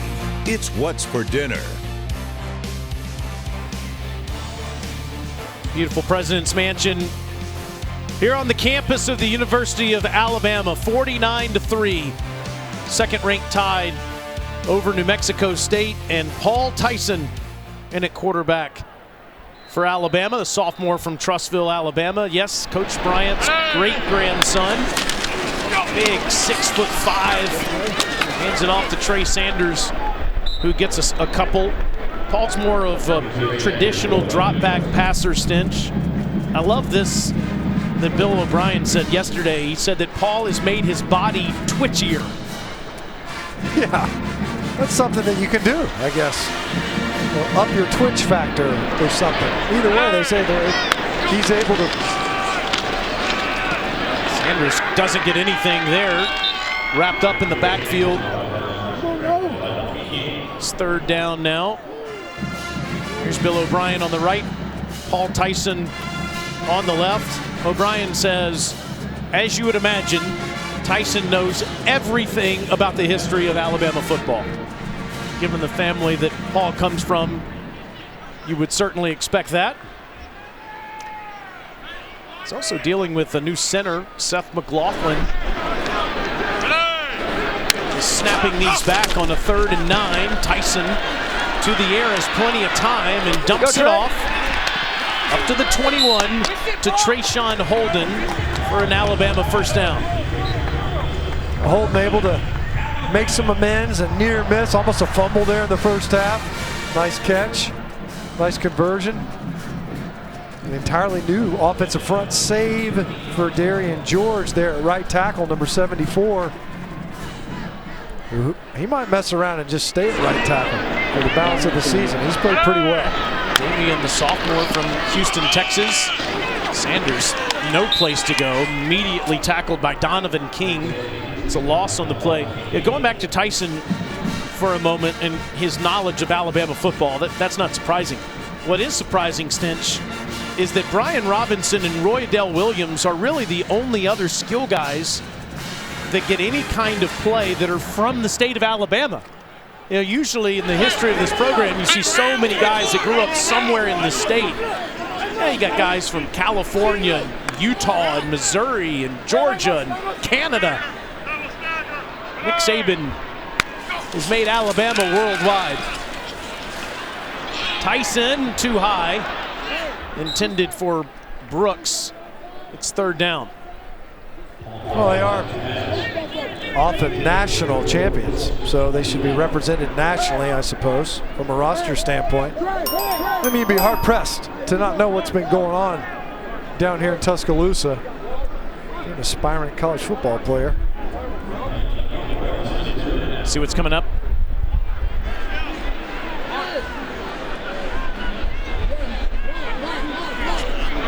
Just to correct that, South Carolina and Missouri is at 4 o'clock in Como. Arkansas and LSU is at 7:30 tonight. Good grief, what a hit on Christian Leary. This Ojo again. How many times have we seen him today?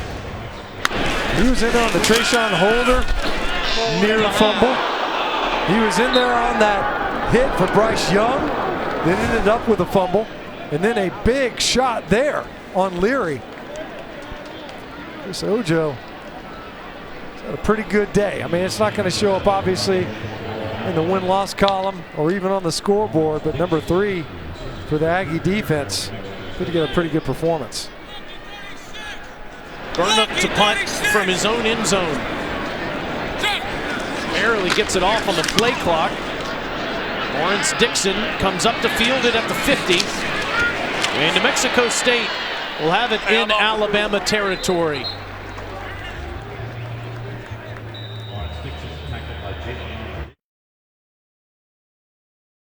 This is the week we honor all of America's heroes as we send a heartfelt thank you to all our active military and veterans for your courage and commitment to our country.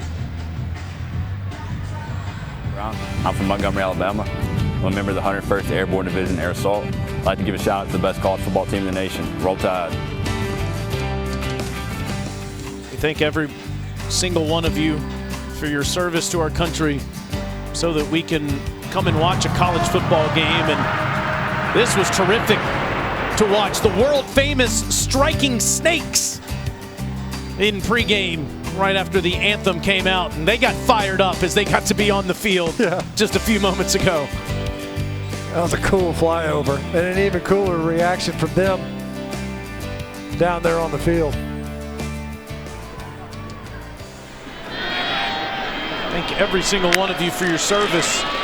New Mexico State in Alabama territory. Jonah Johnson's gone the whole way, and he's been taking hit after hit. This one delivered by Shane Lee. And he just bounces right back up. You can't say enough about him. And this is a guy that, it's been a little bit slow to get up from time to time. But the shots that he's taken, they're starting to add up. He just bounces back up, looks at the sideline, gets that play call, is ready to go again. He's been sacked 6 times in the game. That's no gain on that one. Another big hit after a completion of 7 yards. This one by Jordan Battle. Still in there after P.J. Johnson made the catch.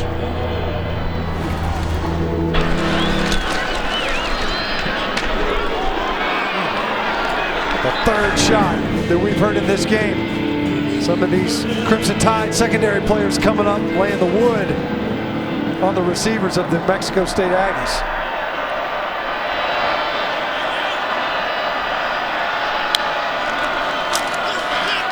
On third down, it's a deflected ball. It's Tim Smith that got his hand on it. It's 4th down. The pocket collapsing almost immediately. Inside out, nowhere to go. Lane Johnson, maybe the fight or flight response. Just get rid of this football, man. I want to take another shot here. Missed opportunity there. Defense gets a stop. They get the ball at midfield and just couldn't do much with it.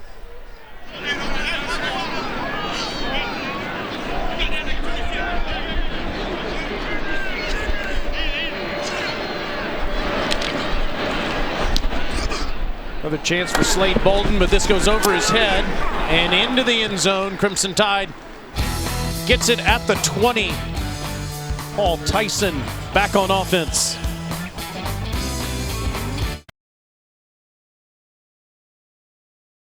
Mexico State, after striking first with a 50-yard field goal, has not scored since. Bryce Young gave way to Paul Tyson, and Tyson throws to Robbie Oots for his first career catch. Speaking of Bryce Young, let's check out our great performance brought to you by State Farm. It was strong, and it was strong right out of the gate. I mean, you think about those 2 incompletions, but otherwise, just a commanding performance from Bryce Young. Really more of the same of what we've largely seen from him this year. Trey Sanders with a first down run. Yes, so strong that he set career highs with 5 touchdown passes today. He broke the school record for completion percentage, which he already had when he was 20 of 22 against Southern Miss earlier this season. 21 of 23 today. Back to the ground with Trey Sanders running behind that offensive line, Alyssa. Hi guys, after Alabama's last offensive drive, I was standing over here on the sidelines, and O-line coach Doug Marrone was getting pretty fired up, getting on his group of offensive linemen despite being shuffled around, despite dealing with some injuries. And it's something that they've emphasized all week. Nick Saban said we have to do a better job of keeping that pocket clean the rest of the year for Bryce Young. Now, listen, I loved yesterday when Doug Marrone, who used to be the head coach of the Buffalo Bills and the Jacksonville Jaguars, came into our coaches meeting and he said, I don't have to do these meetings anymore. I just came to see my boy Stinch. Yeah, you know, he's a heck of a line coach now. This guy's been around the game a long time. The head coach at Syracuse, the offensive line coach for the New Orleans Saints. Been a number of different stops at the collegiate level as well. Coached some really good offensive fronts. It's Demoy Kennedy, who was a linebacker a couple weeks ago. Now he's a tailback for Alabama due to all the injuries Alabama's had at that position group.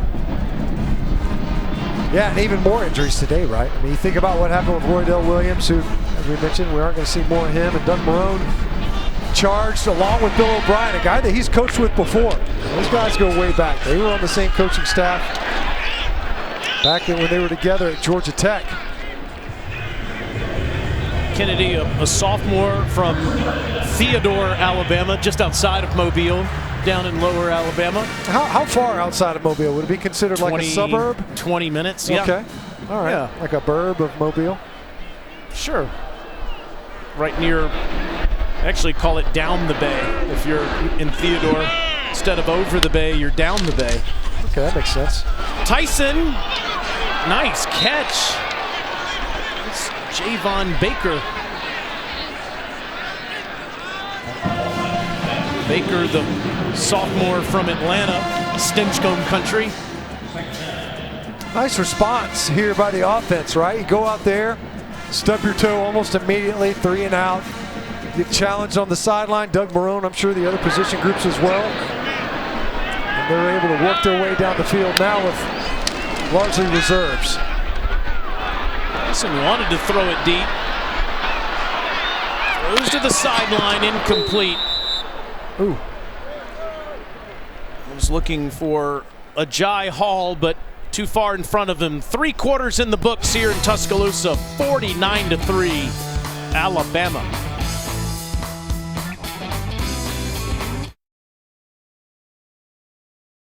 49-3, Crimson Tide over New Mexico State as we start the 4th quarter. Welcome back to SEC Network Football, presented by Allstate with Alyssa Lang and Matt Stinchcomb.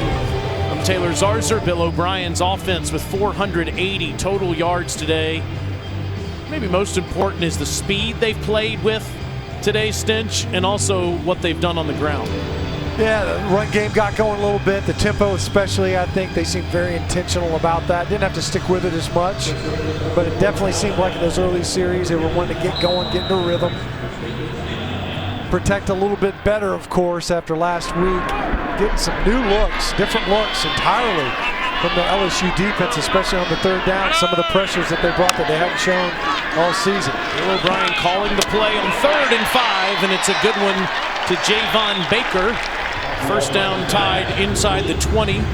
O'Brien said that this has been the biggest transition he's ever made as a coach this year. That in the past he's always brought his playbook with him, and they've said, hey, we want to utilize what you've always been playing. We're calling. And it's caught inside the 10, tiptoeing out of bounds is Tyu Jones-Bell. He's out near the 5, but O'Brien said that when he was offered the job by Nick Saban, Saban said, here's your playbook. Right, yeah. It was interesting, too, how he said Mac Jones, who was here training, was instrumental in introducing him to this offense and how things were done. That, you know, it's more than just terminology. Sometimes you can just swap terms in and out, but just an entirely different offensive structure. It's been a real challenge for him that he said he's really embraced and enjoyed. Trey Sanders, touchdown Tide.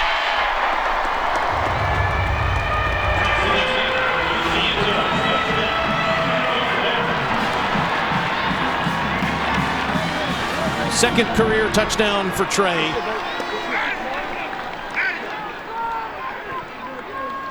The first for the Crimson Tide in the second half.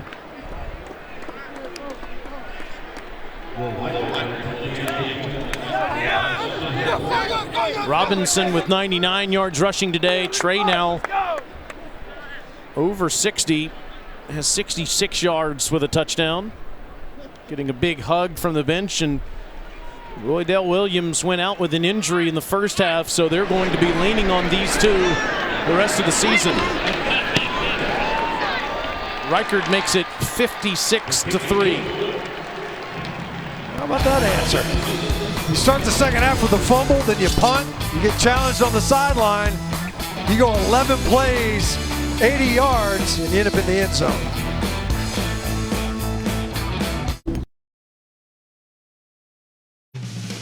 SEC Network Football is presented by Allstate. Save money like a champion with Allstate.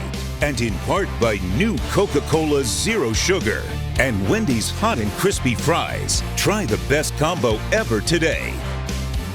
And anytime you're in Tuscaloosa, you got to try Ramajamas. It's where we ate like a champion today. I think the milkshake machine is now working. Is that where Alyssa went? Is she is she there? That's like that's when you're a champion, you get a trophy, and the trophy is a milkshake.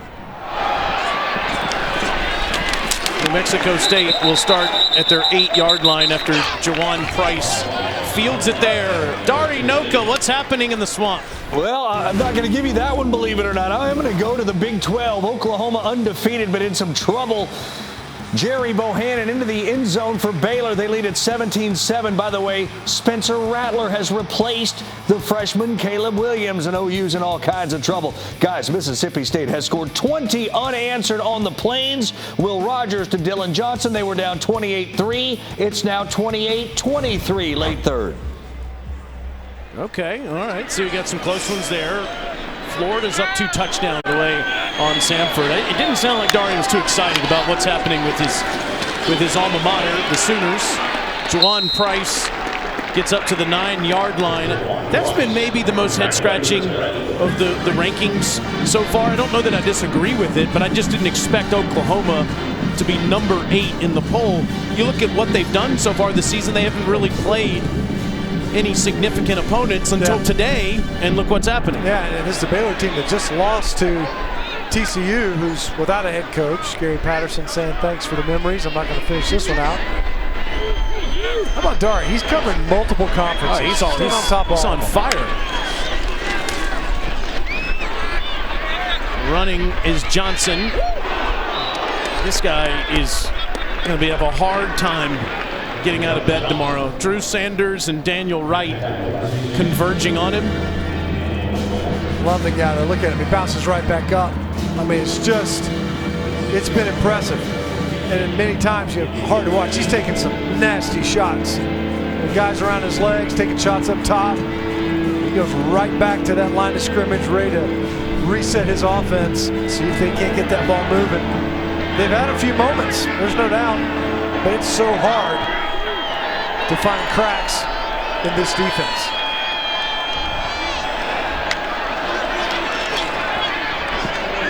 In the backfield, it's a first down catch by Alex Escobar up to the 22-yard line. Johnson and New Mexico State will meet Kentucky next Saturday, same time, noon Eastern on SEC Network. Kentucky's got a very good defense as well.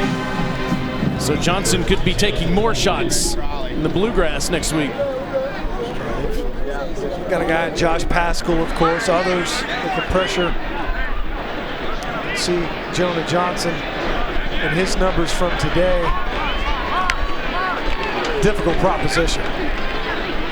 Escobar doesn't get anything as Chris Braswell makes the tackle, a sophomore from Baltimore. Stench, Alabama's got Arkansas here at home next Saturday. That's an improved team that's playing LSU tonight, a team that Alabama has owned over the past decade. I got a feeling that Sam Pittman's going to give them a much more significant challenge next Saturday than most of the Arkansas games that Alabama fans have seen through the years. Definitely enjoyed a resurgence under Sam Pittman. Johnson wants to throw it deep, but nothing's open, and he just has to throw it away as he feels all the pressure. And they're going to throw the flag down here. That was a intentional grounding that was on New Mexico State. They're the chances to win for Alabama. 93% against Arkansas, 79% against Auburn. I got to say, I don't know that the percentages should be that high for Alabama in either one of those games. I would certainly favor them in those games, but hey, I'm with you. 93% is like a near certainty, right? And you push it even harder for Auburn. Now Auburn is leaking right now points to Mississippi State as we speak, and obviously slapped around pretty good by the Aggies last week. Talk more about what's ahead for the Crimson Tide in just a moment.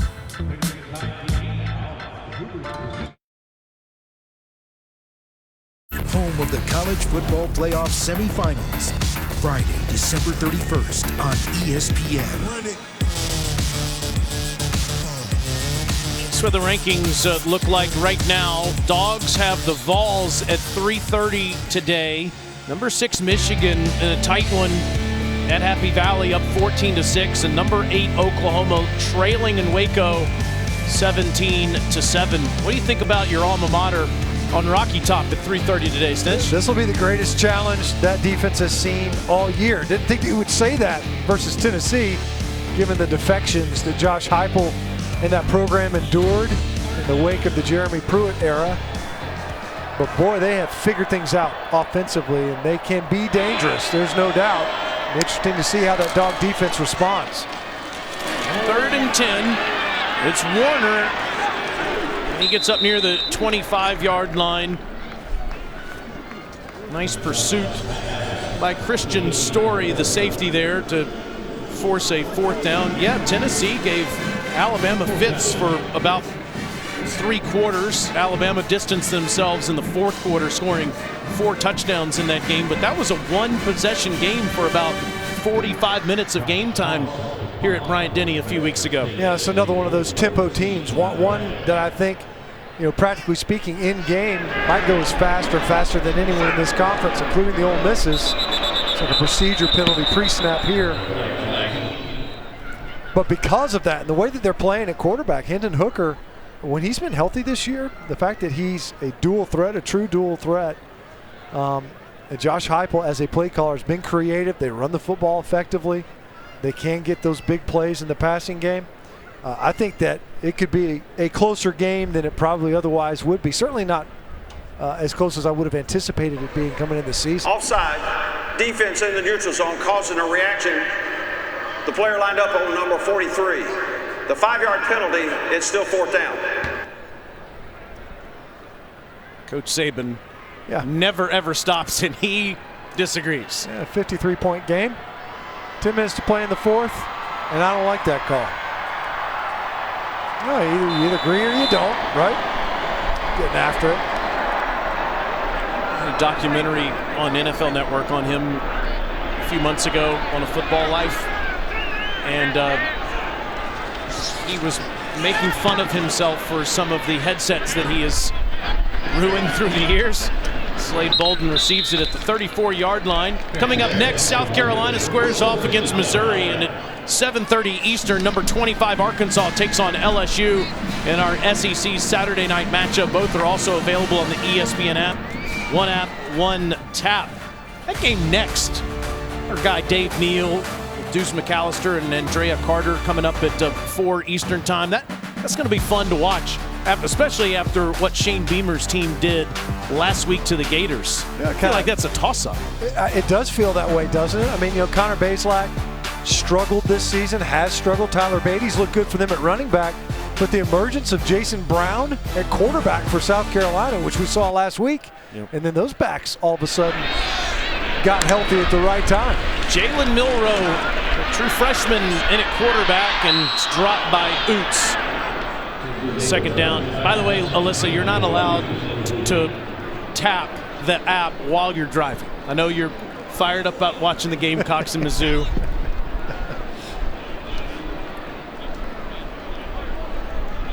What if I just put the app on and prop it up on the dashboard while I drive back to the Also airport. unsafe. Also, yep. Audio only. Guys, you mentioned Milroe in the game now. We had a fun moment yesterday with Bill O'Brien. He was talking about speedsters on the team. Look at that. I mean, there it is right there, Alyssa. Right on cue. I said, is Jamison Williams the fastest guy on the team? He said, maybe Milroe might have him. And then Jamison walked in the room. We asked him the same question, and of course, Jamison was like, absolutely not. I'm faster. But I don't know. Maybe we need to do a little 40-yard dash race. Oh man, we've seen that before. I've retired, by the way. Okay. You know, a few years ago, the other side of the state, Alyssa and I had a finish that went down to the wire. That would be fun to watch. Much more fun than watching me run. Jamison Williams and Jalen Milroe. Milroe stands back there, wants to throw.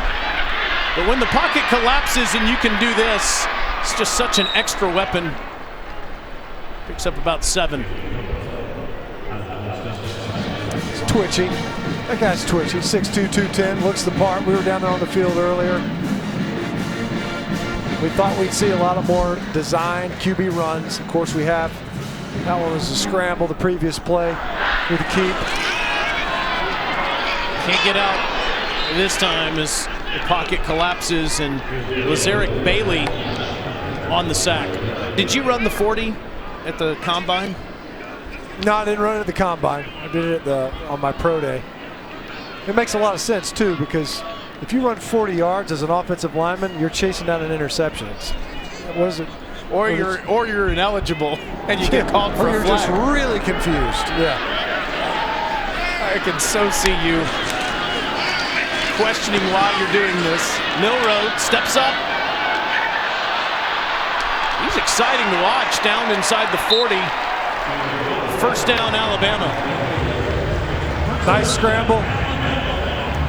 Coaching opportunity on that one. Put the football away in traffic. Don't hold it like you're going to throw it once you pass the line of scrimmage. So now tuck it. Got that ball out. High and tight. I've already seen the ball come out with Bryce Young getting hit from the blind side earlier. To the ground, and Leary. Again, DeMoy Kennedy was a linebacker. Christian Leary started the season more as a receiver.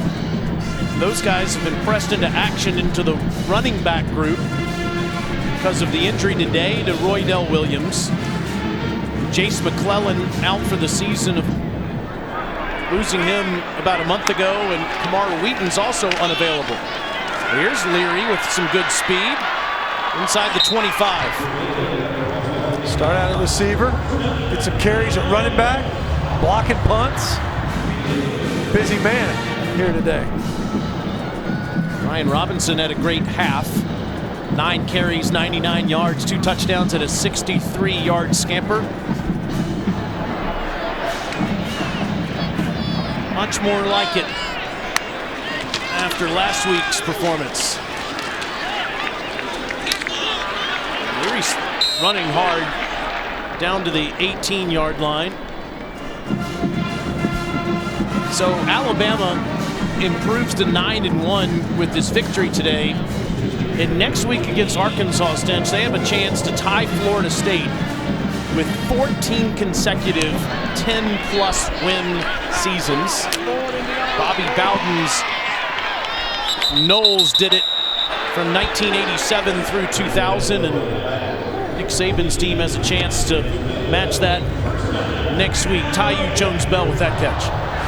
And all the more impressive in that regard. Take nothing away from what FSU under Coach Bowden was able to accomplish, but in this conference, when you've got teams that are contending for national titles, even winning national titles, the Auburns, the LSUs, teams that are elite in that regard in Georgia, you just keep on rolling, just like this offense. Ja'Cory Brooks, the freshman from Miami, with his first collegiate touchdown. There is a flag down, though.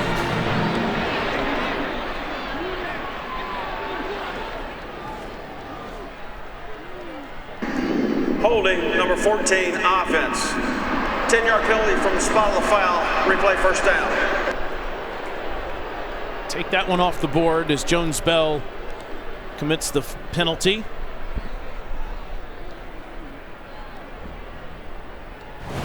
been an exceptionally clean game, really on both sides.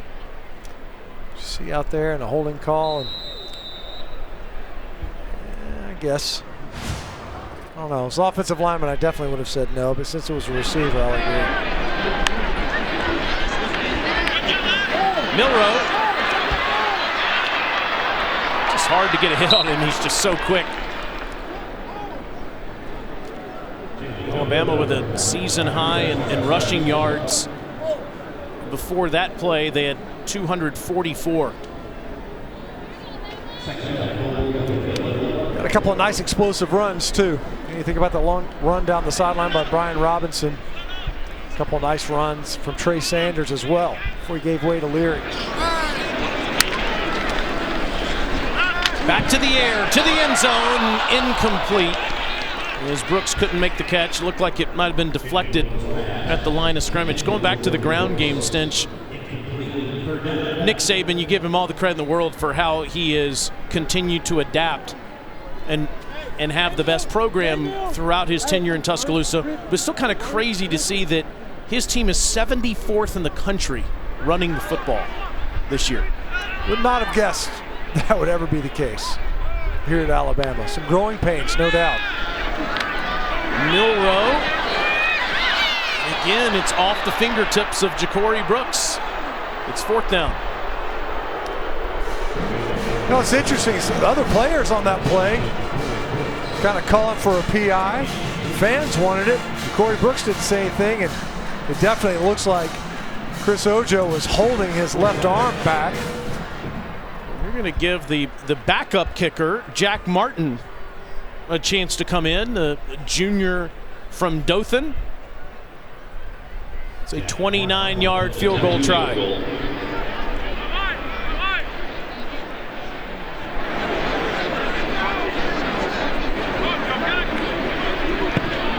And it's 59-3. All Crimson Tide today on a beautiful Saturday in T-Town.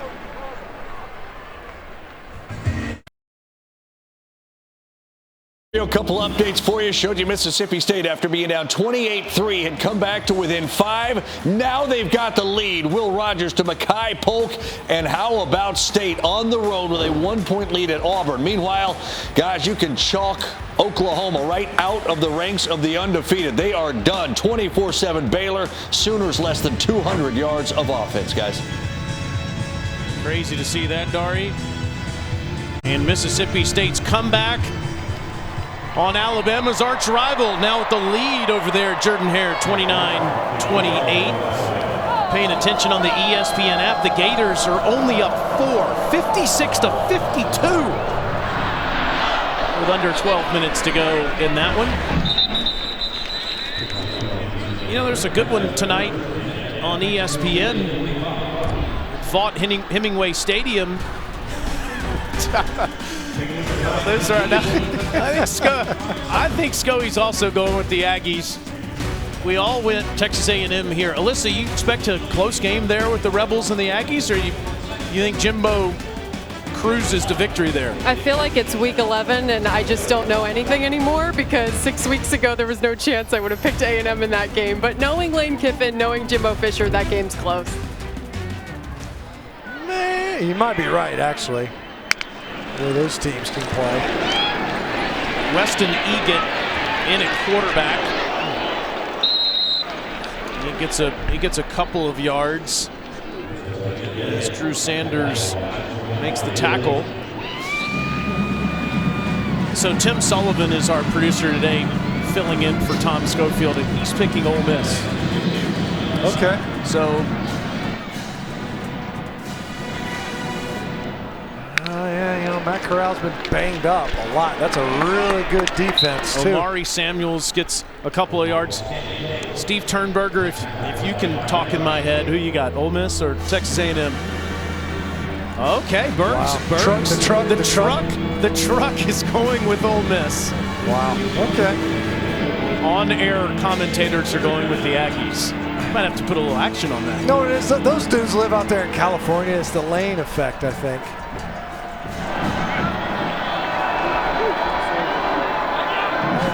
Berg's just had so much fun at Oxford. That's why he's picking Ole Miss. 3rd and 6.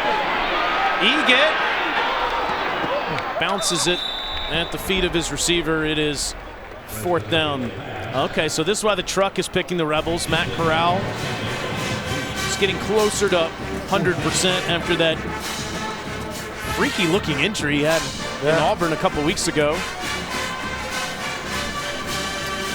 He's tough. There's no doubt. I mean, for a long time, you're thinking Heisman candidate, and I guess it's still up there. Probably not the leader. What about the rest of the booth? Nobody wants to chirp up. Got awful quiet. Yeah, just ask Russ. And Russ won't give us a pick. He said no comment. Matt, spotter today, he's also going with the Aggies. So the booth is united with the Aggies. The truck likes the Rebels. The booth is Mount Durst. I think Alabama fans are cheering for the Rebels too.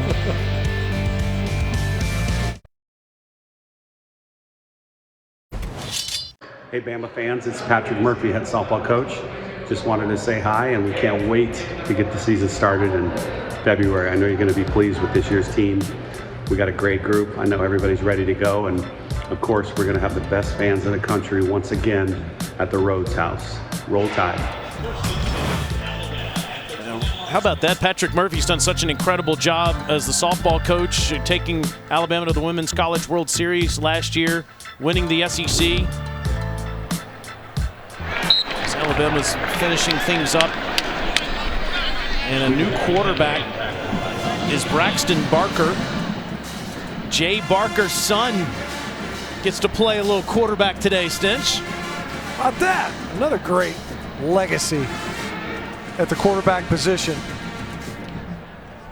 The pantheon of great players that have come through the Alabama program. He looks just like his dad too, doesn't he? I can't see that far. I'll tell you what happens, don't worry. There's a handoff to Demoy Kennedy, and he doesn't get much. Going back to Patrick Murphy, I think a big misnomer across the country is that Alabama's just a bunch of football fans and they don't really support their other schools, their other programs. That's hogwash. They love their softball. They love their basketball team. Alabama basketball team won again last night. Start the season. Nate Oates has got one of the best programs in the country after the great season they had last year, winning the Southeastern Conference. You saw in the graphic there, golf program's been terrific. Gymnastics has been great here. Yeah. Alabama fans are fans of all Alabama sports. 3rd and 11, Barker. Nice catch made right at the marker by Ajay Hall.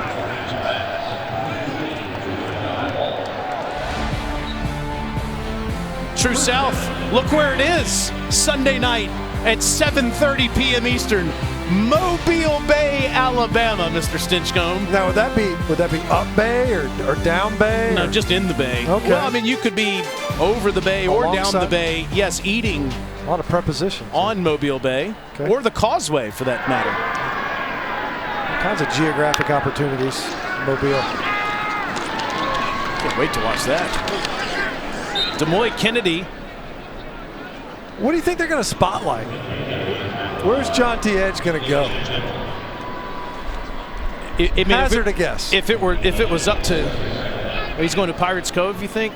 Or spotter Matt Zarzer is a Mobile aficionado, says that's where he's headed. I mean, if I were going on Mobile Bay, I would go to the original Oyster House. That would be my spot. But I know that was the Bluegill is another good spot down there. Sounds delicious. Wow. Maybe they go to all three. Felix Fish Camp, I got to give them a shout out. Sure. Where was it that Jameson Williams said to go to? Catch a Taste or something like that yesterday? Jameson Williams has got a new wings place here in Tuscaloosa, and he says he's been going there every day. That seems excessive. I'm sure it's delicious and all. Every day for anywhere. Well, this was what you expected today from the Crimson Tide. I know Coach Saban's probably worried about a few of those injuries, though. Most notably Roydell Williams and also to JoJo Earl, his punt returner. DeMarco Helms went out of the game with an injury, too. Missing a couple offensive linemen in this game, although I think you can anticipate getting both of them back. Kennedy just running things out and on what should be the last play of the game. Alabama improves to 9-1. New Mexico State falls to 1-9. And Nick Saban has the most wins of any active college football coach. It is as impressive a body of work as you could find in college athletics. I mean, not just college football. And another really good year and a dominating performance. I'm sure the Tide expecting to build that momentum into Arkansas next week. Alyssa's with Coach. Coach, career day for Bryce Young. What did you think about him in the offense today? He did a great job today. You know, he's very accurate with the ball. We got sacked once and had a sack fumble. That really wasn't his fault. But, you know, I was pleased with the way our guys came out and competed in the game. This is always a tough game to get up for, so hopefully we can carry this momentum forward to the tough games we got coming up in the SEC. How important was it for you to get some of those second and third string guys in today? Oh, it's great. I mean, you know, these guys work hard. They're very unrewarded for what they do. So to get to play all these players was really special. As far as some of the adjustments, some of the emphasis you guys made this week after LSU, what did you think about the way that they responded to the coaching this week? No, I think we responded well.